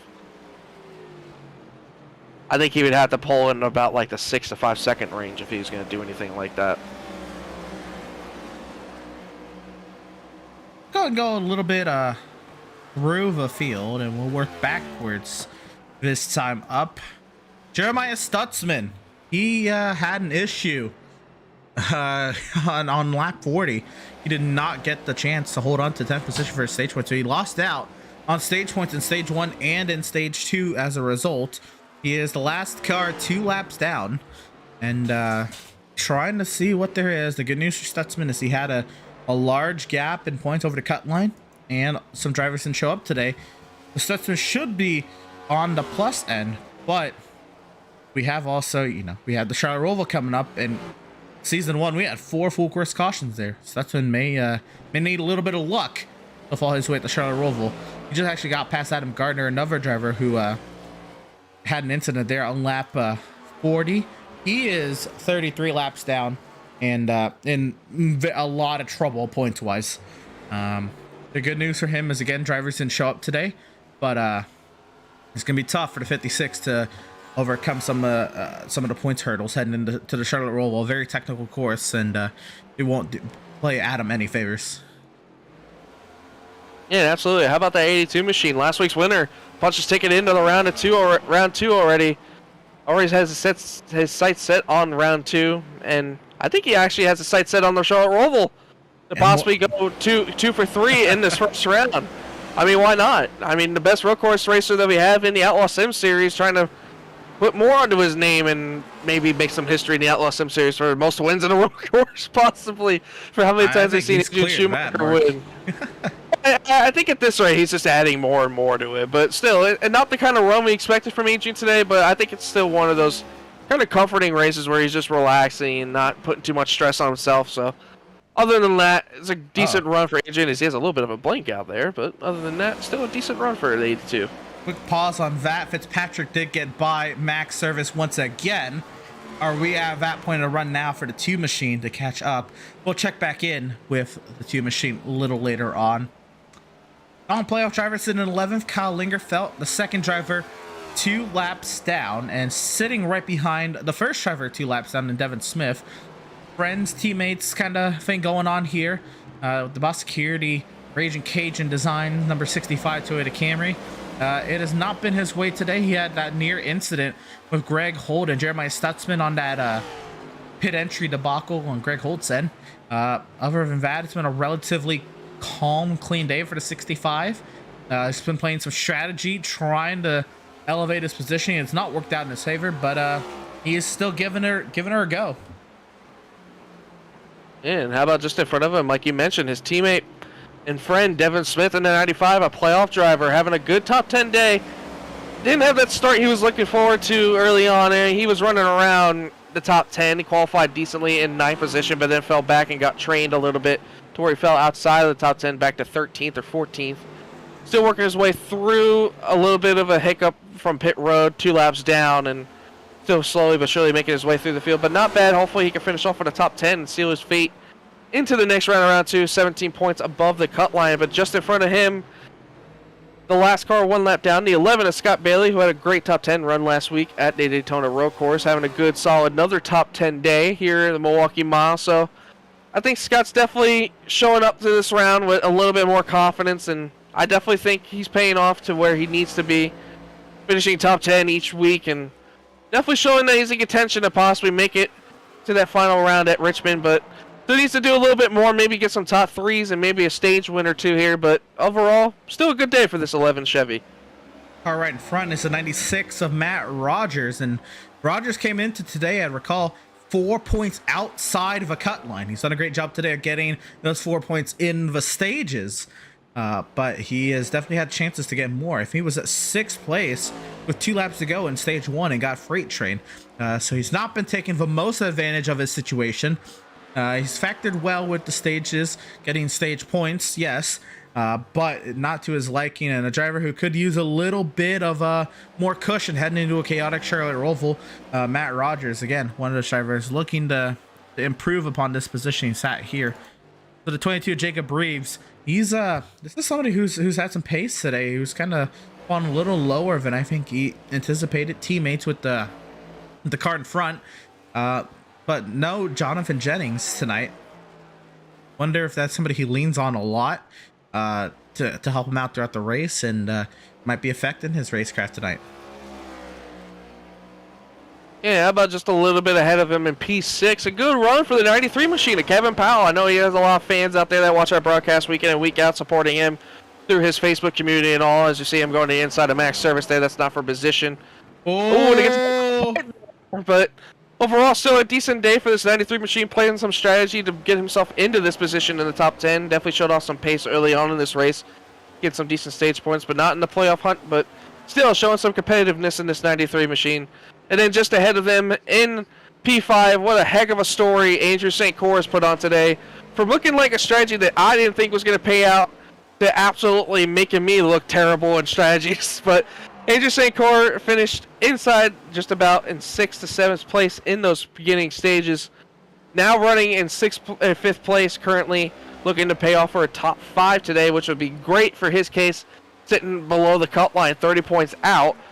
But with as many no-shows as we had today, his decent chance of making it into the round of 2 might be looking pretty dang good as we head to the Charlotte Roval next week. Seth Berger came into today with a large margin of points, I think somewhere in the 40s. He's gotten himself that 1 lap led, not that it counts for points or anything, but a little bit of a morale boost, the stat, I guess, a little bit. He's been hanging around the top 3, top 5 all day long. Fell out of the top 3 actually when the other Seth Fitzpatrick moved his way through the Swift Racing duo of Service and Berger. Again, I discussed earlier, this is not the season I expected from Seth Berger, but hey, this is a brand new car. He's faring. I mean, I'm sure a lot of drivers would absolutely desire to kind of run Seth Berger's having, just not up to par with Berger Nation's expectations, I'd say, but a good run nonetheless. He's still inside the top 5 and still on the lead lap at the 7 car favorite track. Yeah, they're just a little bit ahead of him. Go ahead. He's led 7 laps. He was started on pole. He's been hanging around the podium spots all day. He had 2nd place for a couple laps on this stint. So Fitzpatrick has recharged up and powered through V81. Fitzpatrick up the road again, but Max Service, he is. I haven't even done the math, but on perception alone, definitely is a lock for the 2nd round of the playoffs. I think he's starting to become the championship favorite, as he has the most wins on the season and is not looking like he's tapering off at all. Somebody I think who's adapted to this car very well in the 801 Max Service, and we talked to him before the race, Ed. You did, and again, this team struggled at tracks like New Hampshire and Phoenix, and boy, it sure looks like they flipped the switch today. They have definitely figured out this flat track program. Yeah, absolutely. While you were doing that, Emerson, the 82 of Adrian Schumacher went around for a little bit of spin on the back straightaway, but he kept it going and keeps it going in his spot. But back up to the front, though, in 2nd place, Seth Fitzpatrick, who we've been talking about all day, having a great long run car. Slowly but surely picking off some time to our leader, Joshua Belliot, just about 6.5 seconds to our leader, Joshua Belliot. Seth Fitzpatrick definitely didn't have the kind of showing I was expecting last week at Daytona Road Course, especially after him winning at Watkins Glen and showing how dominant he was there. I was expecting a little bit more out of him, but today he's proven me wrong once again and showing that he definitely has the kind of speed at some tracks that you don't expect. Definitely, I think, showing a little bit of the Jonathan Jennings strength as we see in short tracks with the kind of pace he's been pulling off, but not as good as this 7 of Joshua Balliet, who's currently our leader right now up front. Led just about almost every single lap besides, a couple here and there. Is a couple drivers getting some points for leading laps, but I mean, can you say much? One stage 1, one stage 2, one. I mean, he didn't win the pole. His teammate Max Service did, but other than that, he almost had the complete sweep. I mean, he just had 3/4 of the sweep, so he's looking to make it fully almost a sweep, but still an impressive day for the 7, and he's looking to get his first win in quite a while. I will say, I'm pretty sure, I'll have to double check it. I did mention earlier this week in the chat with the admins, Adrian Schumacher actually had a clean sweep last week. I think he's the only driver this season to pole, lead all 50 laps, win both stages and the race, and the fastest lap at Daytona Road Course. First time all season. He almost did it at Laguna Seca, but Reese Schaefer took his fastest lap towards the end of that race. Now, obviously, Balliet's not going to lead all the laps here today, and he did not qualify in pole. But for somebody, granted, he's only made 11 starts over the past this season and last season. But for somebody who is not won in the past 2 seasons, Trevor's looking pretty stout. Picked up his first 2 career stage wins today, and is at the moment solidly en route to a 4th career Outlaws Sim Series victory. Yeah, absolutely, and doing a fabulous job. But we got some pit stops going on, Emerson. Kevin Powell just recently got around to Andrew Secor for 5th. Hold it down pit road once he got by him and is in for his final stop of the day. And here comes also Matt Rogers in the 96 down pit road. Matt Rogers is in, slid the box a little bit. Here comes Seth Fitzpatrick as well. Second place, Seth Fitzpatrick is in pit road as well. The undercut. Balliet has to come in this next lap to cover this off. And this was about the time I expected Fitzpatrick to come in for this long run to work. No, that's the box. I saw the yellow line on the ground. No, that is his box. St. Coeur is in as well. Balliet's also coming in right now. Yep. Balliet knew he had to come in the next lap to cover that off. Oh, he came in. He looked close. He was fast, like really, really fast. He barely got underneath the speed, I think. I'll have to see. Oh, sliding. He got in there. Took the pit crew members a second to readjust, but he got in that box. 32:26, the pit lane time. Not the stop time, the pit lane time on Fitzpatrick. Balliet, 32:21. Oh, boy.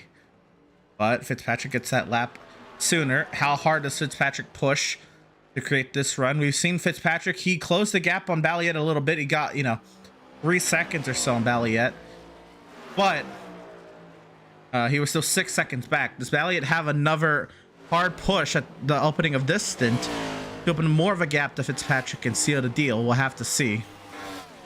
51 laps to go for the 7 of Balliet, and he has a 5.5 second advantage over the 2 of Seth Fitzpatrick. Leader is Max Service, though.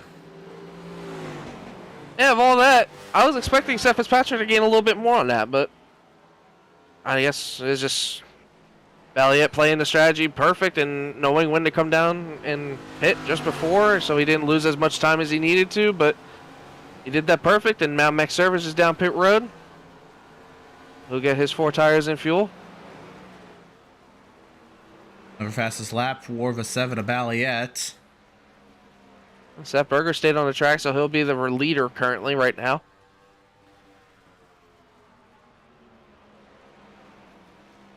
Service down away. Beautiful pit lane time. 31.8 seconds. The Berger, I'd imagine, comes in this time. No. He's out. Keep going.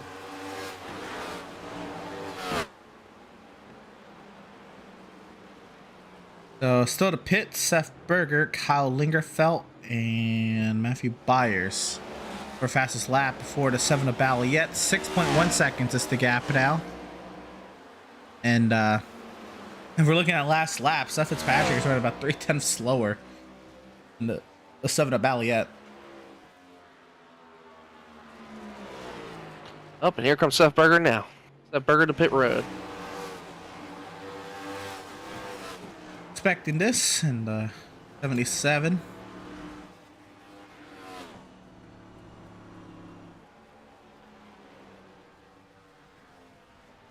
I didn't want to say nothing ever since, but I was looking a little bit further ahead, and I saw the 7 of Joshua Belliet catching the 96 again, and I'm like, oh boy, is he going to fight him off as hard as again? But 96 let him go back on the inside, outside, so it wasn't as hard as I thought it was going to be, and I think Kyle Lingerfelt's coming to pit road this time too. The Blingerfelt's in. I believe that will leave one more car to pit before everybody can make it to the end of this race. 6 seconds the advantage for Balliet over Fitzpatrick, but he's not gaining anywhere near the time he was gaining on Fitzpatrick beforehand. And actually, Fitzpatrick ran a faster lap last lap. Service with the fastest lap, albeit he is quite a ways behind.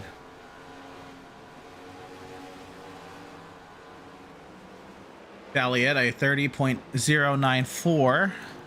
Fitzpatrick 30.589. That is huge in the favor of Balliet.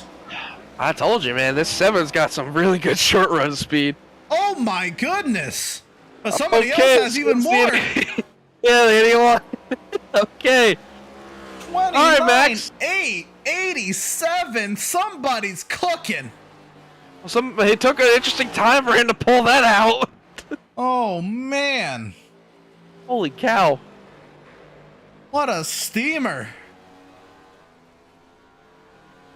Yeah, I'm curious too, Emerson, because this track has changed a little bit too. Because I'm watching the track temperature, Sure, and it was up around it was up in the 90s earlier when we started, and it's down to 87 degrees just about. So it's cooling off a little bit. More grip, not a but big it's starting time, up. but yeah, not a big ton in change in temp. But I mean, just that little bit of track temp, changes a lot. So these cars might be.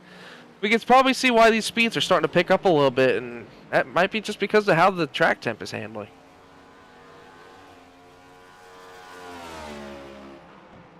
Balliet's picked up a 7-second advantage. And the only driver to pit on this stint is 94 Matthew Byers, who's about to get lapped a third time by the 7 of Joshua Balliet. And is lapped for the third time. And for the final time today, we're going to go ahead and step aside. We're going to go Pit Stop TV side by side here from the Milwaukee Mile. Don't you go anywhere. Have you found yourself trying to hide your joy because you're unhappy with your teeth? Your smile is the first feature noticed in an interview, on a date, or in family photos. We want you to be able to shine bright as your best self, and our teeth whitening system is the perfect step toward restoring your confidence.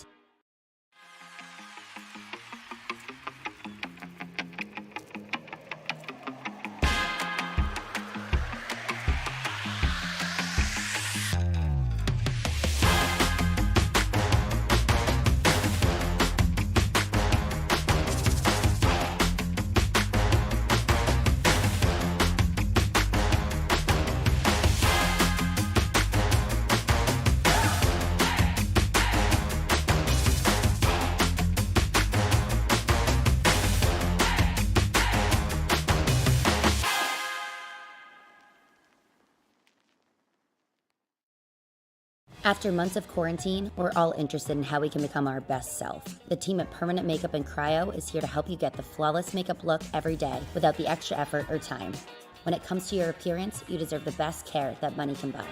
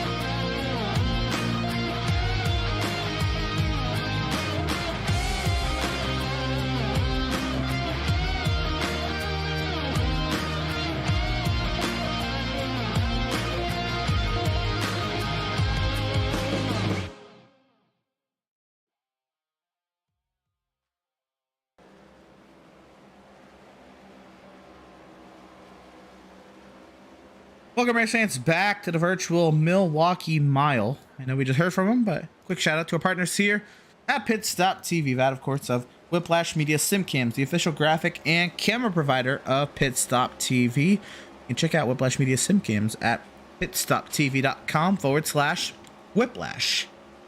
SimRapMarket.com. Of course, you can check them out at SimRapMarket.com. The SimRap Market is formerly known as Heatwave Designs, a website that makes plenty of base paint schemes for a plethora of cars on the iRacing.com motorsport simulations platform. So if you're somebody who needs a paint for a car on iRacing, head over to SimRapMarket.com. They got plenty of bases. You buy the base and you can get it. You can edit it however you like for all the logos you need to, and it's yours. So if you're somebody who needs time or doesn't have the time to paint, doesn't have the creativity to paint, or just wants a whole new outlook on the car that you're driving, head over to SimRapMarket.com. They got you covered. And also shout out to Permanent Makeup and Cryo in Maine. You deserve the best care that money can buy. You can check them out at permanentmakeupinmaine.com. 37 laps to go here at the Milwaukee Mile. Joshua Balliet, 8.5 second advantage over Seth Fitzpatrick, 18 seconds over Max Service, and a lap over fourth. The battles on track, for the most part, have stagnated. With that being said, there's plenty still to race for. And Ed, I think this would be a good time to take a look at the standings coming into today. These are not live. Take a look at what we had coming into today, Ed. So yeah, I mean, Adrian Schumacher with the win last week punched his ticket into the round in the second round. I think we can honestly say that Jennings and Max Service, I mean, I don't know about Jennings, but I think Max Service we can both agree on that. Definitely can probably say he punched his ticket into the second round as well. Seth Fitzpatrick, I think he's just about at that point too, also with Seth Berger. Jeremiah Stutzman, I think next week after one stage would probably say he's punched in as well. Scott Bailey had a good... Yeah, he had issues today, but I think, him finished... He didn't get any stage points today, but I think if he did okay next week, I think we could say he makes it in okay. Scott Bailey and Devin Smith also, Scott Bailey's been ranging around the top 10 all day, having a good points day overall. Devin Smith has been lingering back and forth between inside and outside top 10. Adam Garner, the big story, had the issue early on and just did not get any stage points at all. Currently, right now, he's out on track 16th, 63 laps down. And then Jacob Breeze, who I think is probably the big story of making a big recovery today, along with Andrew St. Cyr. Jacob Breeze did not finish well at Daytona Road Course last week. He's 8 points above the cut line, but I think with the stage points he's got today, I think he's feeling pretty comfortable about going in the Charlotte Roval next week and just having a good finish. Doug Solomons and James Gilliard did not take the track today, so that'll be big for them next week once we head to the Charlotte Roval. But Matt Rogers and also Andrew St. Cyr having fantastic days. In my opinion, Matt Rogers did exactly what he needed to do, finishing inside the top 10 in both stages, getting stage points. And Andrew St. Cyr absolutely having a fantastic day, finishing probably in the top 5 here before it's all said and done, and getting stage points in stage 2, doing all he can. But Brad Boffall and Devin Murchie probably in the most must-win situation going into next week. Absolutely, those two are. And let's remember, Ed, Devin Smith, he's not going to show up next week. So he's somebody who needs to build up a gap large enough to withstand some points here. And I don't know if that's going to come true. His bet might hope, well, his bet will hopefully be, I guess in his case, is that drivers didn't show up today and drivers didn't show up last week. So he's just trying to outpoint maybe the drivers who had some missed races in this round. But Evan Smith is going to be definitely one of those drivers that is in trouble. Yeah, I think Devin Smith is going to be in trouble. I also think that Doug Solomons and James Gilliard not showing up is going to be big for them in trouble. Huge. Yeah, James Gilliard did not have a good race last week at the Charlotte Roval, but the Daytona Road Course, and he had to call it quits early. So just think about that, going to another road course the next week, and possibly him having similar troubles with braking and all that kind of issues. But hopefully he gets that all figured out and fixes that. Doug Solomons also was involved in that incident to what got him into that kind of predicament at the Daytona Road Course, so hopefully he cleans it up at the Charlotte Road Course as well. But we haven't seen Brad Boffall or Derek McMurtry at all of these last 2 races, I believe, if I'm correct. So I think that's the point now where even if they were to win their way into the next round, I don't know if Adam's going to allow them because they didn't show up the first 2 races, so they might just already be out. McMurtry Yeah, and Bothwell. So if anything, we would just have to look at Angel St. Croix and Matt Rogers to possibly make it in and maybe see how that goes. But I think Angel St. Croix, this is just my personal opinion. I'm not playing anything. I think Angel St. Croix might have the better chances of making it into the next round on points. I think that's the only way that can make that work. I think Matt Rogers is doing great, but can he finish consistently inside the top 10 all of next week and maybe sneak out a top 5 to top 3 finish in the stage next week to get himself pointed in? That I'm saying if and if only James Gilliard and Doug Solms have big issues next week. That's the only way I see that working. Yeah, there's a lot to play for here. You have to think St. Andrew St. Croix, granted he's running in 5th now, and he's got some great stage points. He missed last week, and you compare him to Solms and Gilliard, who missed this week. They're going to be on similar footing entering into the Charlotte Roval. It's going to be a straight-up points battle. Matt Rogers did show up for the Daytona Road Course, but he only ran 6 corners. And just doing all that, I mean, you got to get yourself some But reps. a battle for position.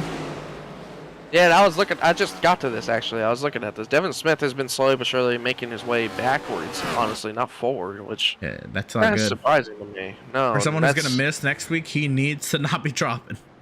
No, he needs to get up to Adrian. I mean, Adrian's the first car that's 3 laps down in 10th. And that's a point. So, I mean, I know you get every point for passing cars, but, I mean, still. I mean, he's got to get up there in that top 10 to give himself some good points to finish this thing off. And it's not looking good right now. His lap times, too, is just not looking all that great. I mean, Adrian and Jeremiah are running 31 4s and 5s, and Lingerfeld and Devin are running. I mean, Devin's last lap was a 30. No, that was actually better, 31.7. So, I was gonna say the lap before that I saw him run a 32. I'm like, he needs to pick it up a little bit if he's gonna be able to get there, and I just don't know if he's gonna have the speed or the time to get up there, because Adrian's just coming to the start finish line now, and Devin's just going in turn 4, coming off of turn 4 now.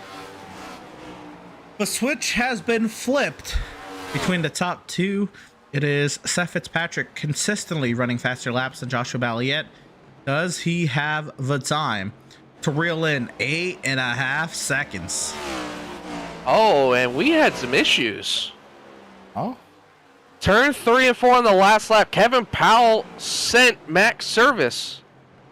Oh, no. And Max actually got into the wall a little bit. Car looks okay, and he's got about the entire length of the back straightaway over his teammate Seth Berger, but that's huge. We're going to go ahead and take a look at it. I was looking back, and I'm like, I saw Max really slow up the pace in turns 3 and 4, doing like 40 miles an hour, and I'm like, oh, I got to take a look at this, and I just seen him go sideways into the corner, and I saw another car behind him giving him some help. And I was watching these two. These two were fighting really fierce, and I just didn't really understand it because Kevin Powell, for one, was a lap down, and Max was on the lead lap, and just, I mean, we saw him make some, trading paint for a little bit, and I just don't know what happened here. If Max just didn't think he was going to peek his nose, and he did. Wow. And Max did not hit the wall. What a save. Those tires are shredded. But yeah. I just don't know. Relatively well. I don't know if he was even going to catch Seth Fitzpatrick, let's be fair. His whole battle was to stay ahead of teammate Seth Berger. But, yeah, that's huge. I just didn't understand. I mean, I think that's just a racing incident, to be honest. I think Max just didn't anticipate him coming in there and just peeking his nose. No, and I think Kevin was trying to show that he had a faster car and just got through there, but I don't think Max is going to be all that happy about that. I'm not going to say that, but no, Max is not gonna enjoy the fact that happened. That's for sure. Max is struggling for grip now. You saw him way up the track, out of turn 4. Say Fitzpatrick has gained a second on Balliet, and I'm gonna point out 20 laps to go. Fitzpatrick can gain a little bit more than 3/10 a lap on Balliet. He will be there. And luckily for Max, I think the only thing he's going to have to worry about is if Seth Berger gets around Joshua Balliet. But at this rate, it doesn't look like Seth is able to get around him right now. So I think Max is actually in an okay spot. I don't think Seth is pressed to get around Mal, unless he absolutely has to, because I think he, right now he's, you know, the lucky dog if a yellow were to come out. The car behind him is Andrew St. Cour, 14.5 seconds back. Understands his teammate is being chased down right now, and if he were to pass him, he'd give him dirty air. Yet there's not too much incentive for Seth to pass him, other than if a caution were to come out, he'd have to start the tail end of the field and not with the top 4. And that's just, I think it's smart both on Mal's end and also Seth's end, because not only is Mal being able to pull away from Seth Fitzpatrick a little bit, but I think Seth Berger's starting to catch Max Service just a little bit too. Maybe Seth's learning from Mal, and maybe that's what I'm thinking. That's the only thing I think that can make sense, to be honest, is why Seth is staying behind him. Because I think Seth could have got around him, but he just chose to stay behind him. Every time we're watching Valiette or Fitzpatrick, I'll throw up the gap between one another on the bottom right corner. So you'll be able to see that in much bigger text. The gap between Valiette and Fitzpatrick, that is, quickly dwindling. Valiette ran a 7:10 that lap, opposed to Fitzpatrick's 4:91. And this is where Fitzpatrick's car started to get really, really good. It's towards this longer run end of the run. And we're just about there. And Berger looking to the outside. I think this is actually going to be, if Berger passes Valiette here, this is going to be huge into the favor of Fitzpatrick's hands. I'm sure Malenko is saying that, please, you know, if you're not being pressured from behind, if you're not going to lose a spot, please don't pass. You know, for me to win this race, I'm going to need clean air. Yeah, I don't think it's worth passing him, because I mean the most that Seth can get is just get Max, but still he's about a half a straightaway behind him. 5 seconds, the gap. 15 laps to go. And that was another 4/10 faster for Seth Fitzpatrick there than Joshua Balliet. Yeah, 7:41 for Balliet to Fitzpatrick's 3:10. These are 31-second lap times. A 31:741 last lap for the 7. 31:310 for the 2. This time for the 7. With racing traffic in front of Seth Fitzpatrick too, then that might play a factor. But I don't know if Adrian's gonna let him go easily or if he's gonna let him go the hard way. So we'll see if that plays a factor. Be intriguing. Fitzpatrick trying to close that gap. A huge push in the favor of Seth Fitzpatrick. 31,270 for Fitzpatrick to a 31,790 for Balliet. And Balliet's times are not improving at all. It's staying around that 7 range. Schumacher, while Fitzpatrick still ran faster, he definitely was holding up Fitzpatrick a little bit there. Oh yeah, instead of a 4/10 of a second fast, it was only 2/10. So definitely a better improvement for Malenko right there than anything. 4.2 seconds to gap. Most of the battles on track have died down. The only one is this one potentially picking up here between Lingerfeld and Stutzman for the 11th position. But we watch the gap up front. 4 seconds with 12 laps to go. And again, catching is one thing. Passing is another. I have to wonder. A, did Malenko burn up his tires? Or B, is he saving what he's got left in case he has to battle? I mean, he went slower that time. It was a 31.90 for Balliet. It was a 4.50 for Seth Fitzpatrick that time. Fitzpatrick. That's 5/10. Fitzpatrick might catch the 7 car. This is huge. Yeah, and they're going to be coming to 10 to go at the line. But the big thing too is Al's got his teammate and Seth Berger behind him, and then also Fitzpatrick's got to get around Jacob Reeves, who I believe is a teammate, to last chance. So I think Reeves wants to get up here and disrupt this. By the way, he wants to try to get to the 7 car if he's able to.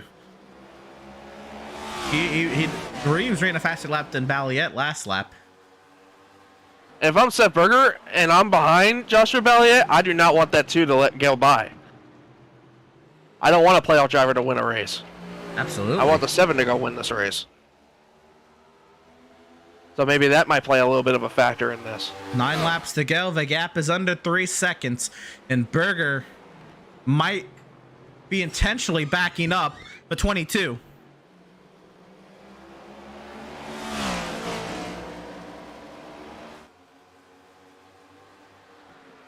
It was another 5/10 that last lap for Fitzpatrick. See what it is here at the line. As we're coming to 8 to go. 2.5 seconds the margin. 8 laps to settle it here at the Milwaukee mile. Balliet trying to hold on. 6/10. Yeah, 6/10 in the favor of Fitzpatrick. We'll call it 5 1/4. And time winding down, but both in laps and the time between the top 2. 2 seconds is the gap now. It's gonna get rough, and Reeves is now battling the 7 of Balliet, and he knows if the 22 gets by, that he's gonna hold him up. Absolutely. This is not what the 7 wants. He's got to get going now. There's no way he can't. And Reeves to the inside. Now, Balliet's going to be in dirty air. Seth is going to have to play his part. Back up the 2 car. It's under a second now with 6 laps to go. Oh, man. Maliko's got to be getting nervous now a little bit. This is tough. He's got dirty air. And a teammate to the 2 car chasing him in front. Reeves not really incentivized to catch the car ahead. He's got 13 seconds to that guy. And might be better off to let a teammate win this.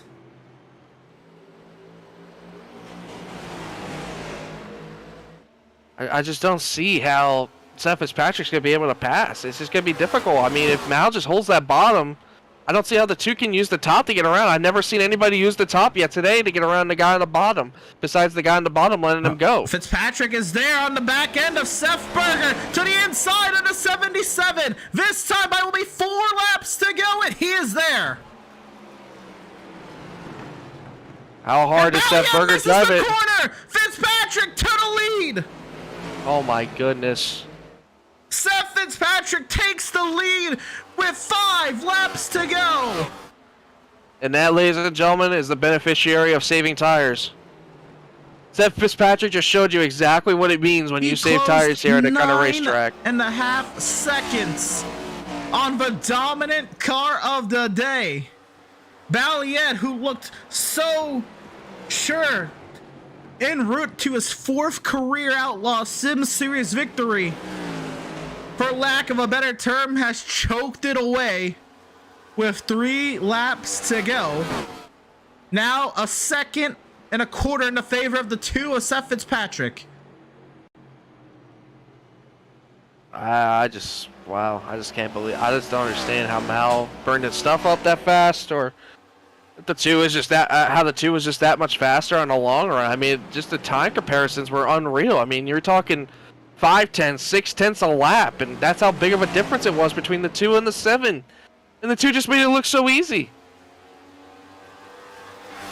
Absolutely, Seth Fitzpatrick. I mean, well, Balliet missed the corner more than anything.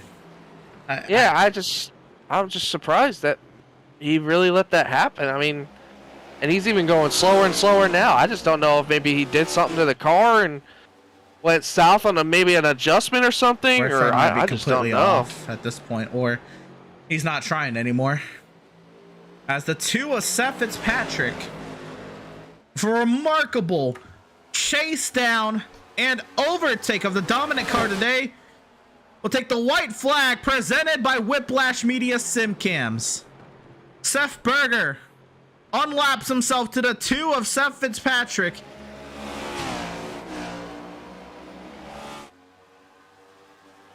And Seth Fitzpatrick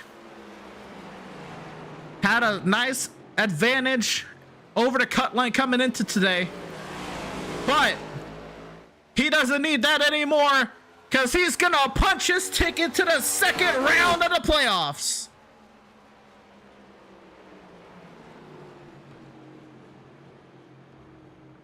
I mean, talk about it just out of nowhere. I mean, that 2 looked dominant on the long runs. We didn't think he would be able to catch him with being 9 to 9.5 seconds back, but it was just unreal how much time he just made up doing all that. That was just an insane run. I mean, that was insane. You see it there? Teammate Jacob Reeves. Gonna shout there. And Seth Fitzpatrick with due celebration on the front straightaway.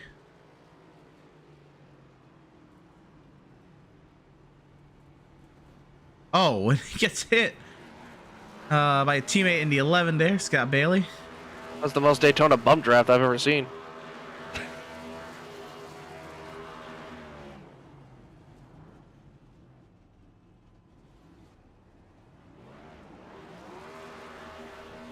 Now, I was just told by Raise Control unofficially, Max Service and Seth Berger did clinch their way into the second round on points. That is unofficially. We're not confirming that yet, but that is what I'm being told from Race Control right now. So we'll have to see once we get to next week from the Charlotte Roval. But unofficially, Max Service and Seth Berger have punched their way into the second round. That makes sense. We thought that as well. Oh, what is going on back there? Not entirely sure what Swift Racing's doing back there. Probably I think they're having a little party. Oh. Yeah, they're having a little party. Well, I guess Seth Fitzpatrick don't need this motor anymore. And that is our cue to bring him on up and talk to the driver of the 2. And my goodness, Seth Fitzpatrick, you only led 5 laps, but they were the important ones. Seth, you chased down the most dominant driver on the day by a huge margin to put the pressure on, make the overtake, and get it done. Punch your ticket into the next round of playoffs, Seth. For your 3rd win on the season, how did you do it? Oh, well, I knew every run that we was faster than them at the end of it. So, coming to the end of the 3rd run, I thought, well, because the previous runs, I'd get close, but not close enough to pass him. So I was thinking if I can make him hit 5 to 10 more laps earlier, I can get him. And luckily it worked out in my favor. Wow. So there's a bit of the mental games, and we mentioned that this race was going to be a little bit of a mental challenge today. This is a tough track. The passing opportunities were few and far between. Just how difficult was it to be running here at the Milwaukee Mile? Oh, it's tough. It's not easy. It's so technical. I was really struggling in practice. My goal was top 5. I didn't think I was gonna be this good, but I don't know. With every run, I never made any adjustments. With every run, it was just better and better and better every time. Well, there you go. Seth Fitzpatrick again chased down the dominant driver today, the surefire favorite. Balliet was all confident this week in his favorite track, and comes up short. It comes at the hands of the 2 of Seth Fitzpatrick. A brilliant call strategy wise, and what a drive to close that near 10-second gap down. That takes a lot of staying perfect. I can't think of the word, but it takes a lot of staying perfect, and you did all you had to do tonight, Seth. Congratulations on the win and punching your ticket into the next round of the playoffs. Thanks, guys, and want to shout out Matt Rogers. Finally got him a win. There you go. Yeah, with the beautiful Rogers Race Wraps machine. That's a good looking car. Yeah, if you Want to get yourself in some nice looking paint, some nice looking rides? Head over to Rogers Race Wraps. Congratulations once again, Seth, on the victory and punching your ticket to the next round. All right, thank y'all. 2 of Seth Fitzpatrick, again dethroning the dominant car of the day. Ed, wild. That was just, I'm completely mind blown about how much she just made up. I mean, we know how big 9.5 seconds is, Emerson. That's a huge. lot of time to make up. That, I mean, just in that span of time is just, that's insane. I mean, and the fact that he was running 5 to 6 tenths of a second faster than Malenko is just insane. But I mean, Seth Fitzpatrick, I mean, we knew he had a really, really great long run car. And he showed it, and he ended up getting there at the right time and won this race. Let's go to these race results. It's Seth Fitzpatrick with the victory, dethroning the driver who led somewhere in the range of 180 laps, Joshua Balliet, but not the most important one. It's Max Service who finishes on the lead lap in 3rd. Seth Berger rounds out the lead lap with 4th. And Andrew St. Coeur with an amazing drive. Being absent in the opening round race of the playoffs, a great bounce back drive at the top 5. Yeah, absolutely. And then in P6, Kevin Powell, 1 lap down, a great drive for him as well. 7th, Jacob Reeves, another guy that needed a good run all night tonight after they did Daytona Road Course, having not the great so run. Just a fantastic job for that 22 tonight. Another top 10 run for the 11 of Scott Bailey. Talk about another driver needing a good run, the 96 of Matt Rogers, who needed points desperately tonight to make it in the next round. And last week's winner, who's clinched his ticket already in the 2nd round, Adrian Schumacher, rounded out the top 10. On our way to the next page on the results tab, Kyle Lingerfeld finishes 11th, 3 laps down. Jeremiah Stutzman, 12th place, 3 laps down as well. Devin Smith, it'll be 13th for him, 3 laps down. I'll be looking to see what his point situation is heading into the Charlotte Roval. Matt Byers comes home 14th there, 4 laps down. Randall Barnett, in his 10th start in the season, comes home 15th there, 49 laps down. Adam Gardner had the unfortunate issue there on lap 40, puts him out of the race there, 16th, 98 laps down. And Greg Holt finishes out the drivers who started tonight, 101 laps off the pace there for Greg Holt. He called it a day early. Well, we're not done with everything just yet here from the Milwaukee Mile. We've got more to come with post-race, more drivers' interviews, and more wrap-up on the far side of this break. Don't you go anywhere.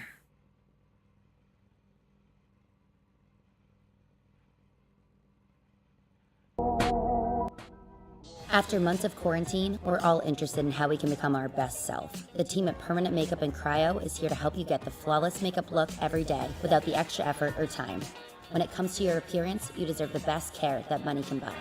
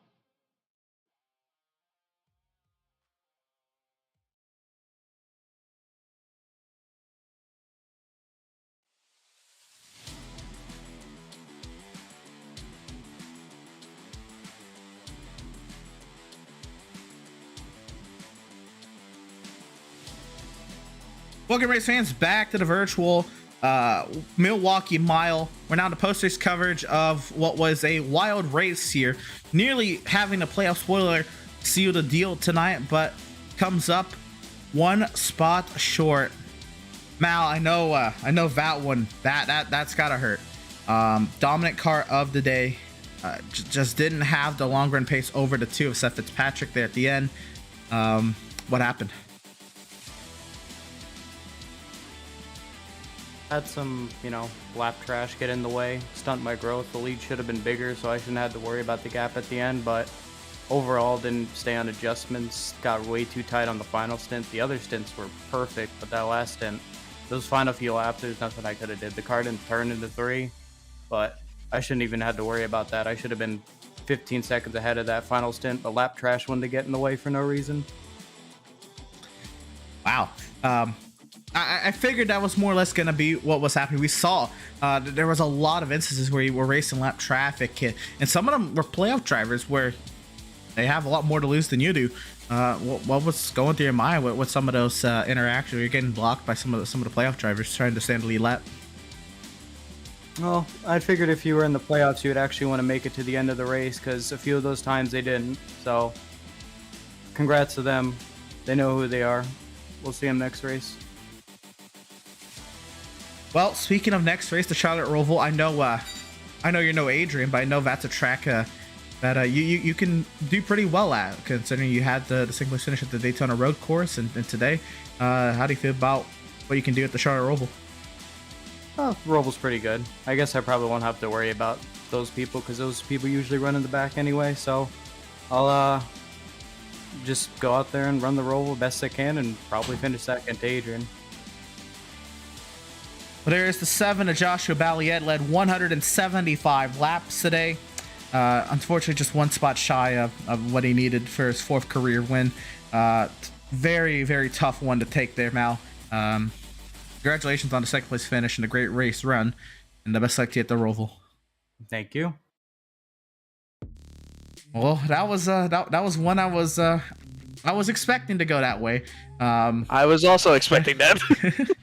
But I can see the frustration. Somebody who shouldn't be frustrated, who had a great race run today. 22 Jacob Reeves put together a good one to give him some playoff points, and he's standing by with Ed. Yeah, absolutely. A fantastic run after just not so much great of a run. Jacob Reeves, I mean, you had a great day today. It seemed like last week at Daytona Road Course, it looked like you had your back up against the wall after that whole spiel that happened where it put you 3 laps down and just out of the points contention for the rest of the race. But tonight, looked like you had a great run overall tonight. Tell us about how your car felt all night. Felt pretty good. We didn't get a lot of practice this week. Surprise, surprise. If anybody's been following me here lately, I don't get a lot of practice, but I show up on race day when it counts. And car was good. We played around with it and done this and that a little bit before the race, and we gambled with something that we thought would work. Want to give a shout out to Elite Performance Industries for the setup and all they do for me racing every single week. But we come out of this thing with some stage points, and that's what we need. I mean, I know we was like 8 points above the cut line, so we got some points. And also congrats to Seth on the win. Yeah, absolutely. You mentioned it, all the stage points that matter to you in this next coming races. And next week we go into the Charlotte Roval, where I know the last time we went to a road course, it wasn't the best of luck for you, having that low incident that got you in the situation you were tonight. But you need 8 points above the cut line, and after tonight, I think you have a little bit more of a cushion. Does that play a little bit more of a different strategy maybe into next week, or are you still going to try to go as hard as you possibly can to maybe make sure that buffer is still good enough for you to make it in that second round? I'm still going to be praying next week. I ain't even going to lie. I mean, road courses have never been my specialty. Obviously short tracks has, with how everything's went for me throughout the season. I've always been good at short tracks, and if I'd have had a little bit more practice, I probably would have had a better finish this week, but, other things come up. But we're just going to go into the Roval and just, do what we can. We'll lean on our teammates, and we're going to do a lot of praying, and hopefully we'll still be above that cut line going in the second round. Now, I know I mentioned to you already about the Charlotte Roval, and I know you mentioned that it's not one of your favorite road courses, but say you did make it to that second round, what track specifically are you looking at to possibly get a win and make yourself move on to that next round of the third round? Talladega. Honestly, Talladega. I've learned some things for the past couple plate races. I mean, I know we had a good run in the Daytona 500. We done decent at Talladega, but we messed up, and I know exactly what I did to mess up on that. And we done good at Daytona for the night race, so I'm really looking forward to Daytona, or excuse me, Talladega. I'm sideways here, but yeah, but I'm looking forward to Talladega. I love that track.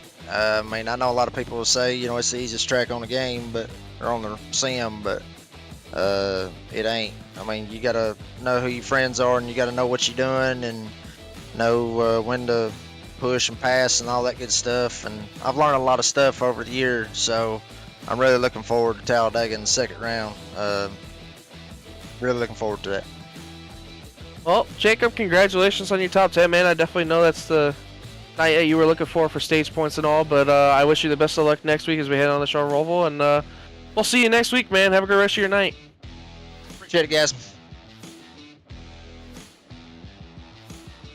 Next driver of the number 22, Jacob Reeves, came home with a 7th place finish this evening. We had one more interview lined up, but looks like they bailed on us. So we do have 4th place finisher Seth Berger saying about if you had. Yeah, Seth Berger having a great top 5 run tonight, all for that Burger Nation. Seth, you're rocking that new Burger Arts logo there tonight. I know you have that new promotion going on for you guys and all, but not a bad showing tonight for that new Burger Arts look tonight. Not a bad top 5 at all. Tell us what more you could have done possibly to sneak up there and get a top 3 finish for you. I could have passed Mal right away as soon as I came out of pits, but at the start of pits, I wasn't that much quicker, and I didn't want to give him dirty airs, so I said I would just ride behind him and try to help him out with that a little bit, but the setup really got away from him in the second half of that run, the last 20 laps, because that was crazy how close Fitzpatrick came. I thought it was a guaranteed win for Mal, and yeah, that was crazy. I was just trying to help out Mal there, but like I said, the only way I could have got to Max is if I went around him right away, and even then, I don't think I would have got to Max. Now, I know you've probably been told this already, but unofficially we can tell you that you are unofficially locked into the second round. Even with whatever points you get next week at the Charlotte Roval, unofficially you are locked into that second round. Does that play any different of a factor for you next week when we head to the Charlotte Roval at all? I'm going to be full sending it a lot more just to finish second to Adrian if I keep it on track. Well, even with that, even if when you do make it past the second round, we do have an interesting set of tracks set up for that second round with USA International, Talladega, and Darlington. What track out of those 3 you think in particular do you think is that good track for you that you think you can pull off a win and advance yourself into that third round? I always do typically good at Talladega, but obviously that's a total wild card. USA is unfortunately not one of my greatest tracks. It's actually one of my worst ones, so that'll be a stressful night. I think probably Darlington is probably the easiest solid run that I could get. Well, Seth, no matter what, congratulations on your top 5 finish, and also congratulations on unofficially making it into the second round of the playoffs, and we'll see you at Charlotte Roval next week, and have a great rest of your night. All right, thank you. Also got to shout out Berg_Arts on all social media. Make sure you are following the page by Friday. There will be a giveaway post being put out, so you don't want to miss out your opportunity on winning something for free. No one wants to miss out on winning something for free. And also shout out Burger Nation, whoever's still watching. There you go, driver of the number 77, Seth Berger. By the way, Seth, I did give you a nice little shout out earlier in the race as well, Bergarts. So yeah, Bergarts, you heard him. Giveaway on Friday. You want to be there, be square. Driver to number 77, Seth Berger. And yeah, I mean, what a day. Dominated by Malika. Just wasn't able to pull it off there. Seth gave us a little bit more insight there that kind of set up, fell away from him there towards the end of the race. But he said it, should have had a much bigger gap. Wow. What's your takeaways from the race tonight, Ed? Chaos again. I mean, I know Daytona Road Course was interesting and it was a blow away by Adrian Schumacher to say the least, but it just looked like Malico had this thing taken away from him right at the end where he didn't need it to happen. I know he's frustrated with lap traffic and how that paid out, but I mean, overall, that's how the playoffs are. You're going to get people that are just trying to fight to stay in it, and you know it's going to end up that way. But I understand his frustration personally. I fell down on a personal note, and I know it's tough for him because he dominated this race in such a dominating fashion. You know, leading the most laps and all, and having to take away from him with just over 5 laps to go is just frustrating. But Seth Fitzpatrick, I mean, just showed that to everybody out there. I mean, if you're not saving tire, that's what's going to happen. I mean, saving tire is the biggest thing in iRacing, no matter what. That's exactly what Seth Fitzpatrick just showed to us tonight. The kind of pace you can have when you save your tires correctly and do it in a manageable fashion shows you how fast you can be in the end and when it counts. Absolutely. Tough break again for Malico, Joshua Balliet, who was very much en route to a 4th career win. He did get his first 2 career stage victories in the Outlaws Sim Series tonight, but sure, that doesn't mean anything to him with the grand scheme of things.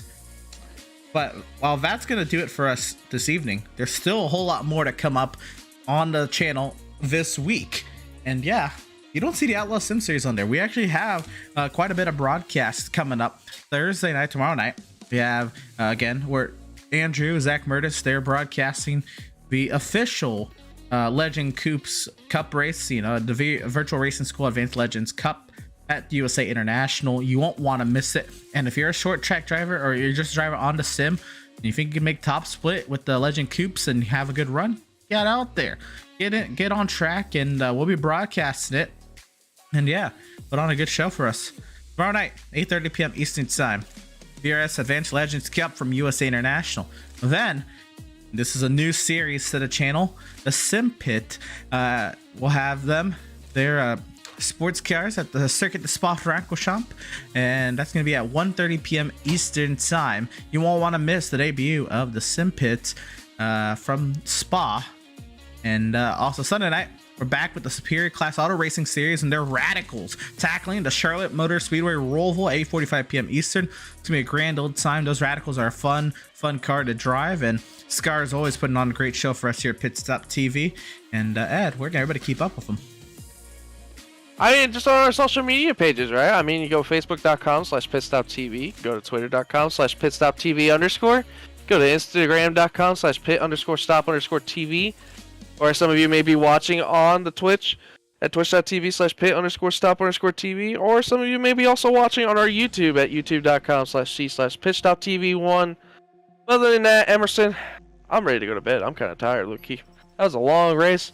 It was exhausting, but it was a fun race to cast over it tonight. I definitely am a big fan of the Milwaukee Mile. That was my first time ever watching a race, or even, you know, being at the track personally. But that was a fun race to watch, and definitely looking forward to a lot more action possibly from this track further down the road, and hopefully we come back here next season. I was having a blast. Right. Again, a great track. This is the second time we've had it on an Outlaw Sim Series schedule, and it put on a great show tonight. These NextGen cars, we have never seen the NextGen cars at Milwaukee. We haven't seen Cup in Milwaukee in so long. So it was good to see you know, what these cars can do at this track. And by the way, I forgot to say it sooner, but 1904 was when this track was officially converted from a horse track to an automobile racing track. But the fact that this place opened up in 1876 and is still operating also has to say a lot about the ownership here. Great stuff from the Milwaukee Mile, albeit this is virtual. Great time tonight, though. Seth Fitzpatrick did everything he needed to do. He kept himself alive in the race and was there when it mattered and won the race. Took it away from the dominant car today, and he punched his ticket into the next round of the playoffs. And yeah, that'll do it from Milwaukee. We're happy to have had you all here tuning in and joining us for tonight's action, and we hope you enjoyed tonight's broadcast. For all at Pit Stop TV, Ed Scher alongside on the call this evening, I am Emerson Arden. We'll see you tomorrow night for the Virtual Racing School Advanced Legends Cup from the USA International, or next Wednesday night for Outlaws Sim Series playoff action from the Charlotte Roval.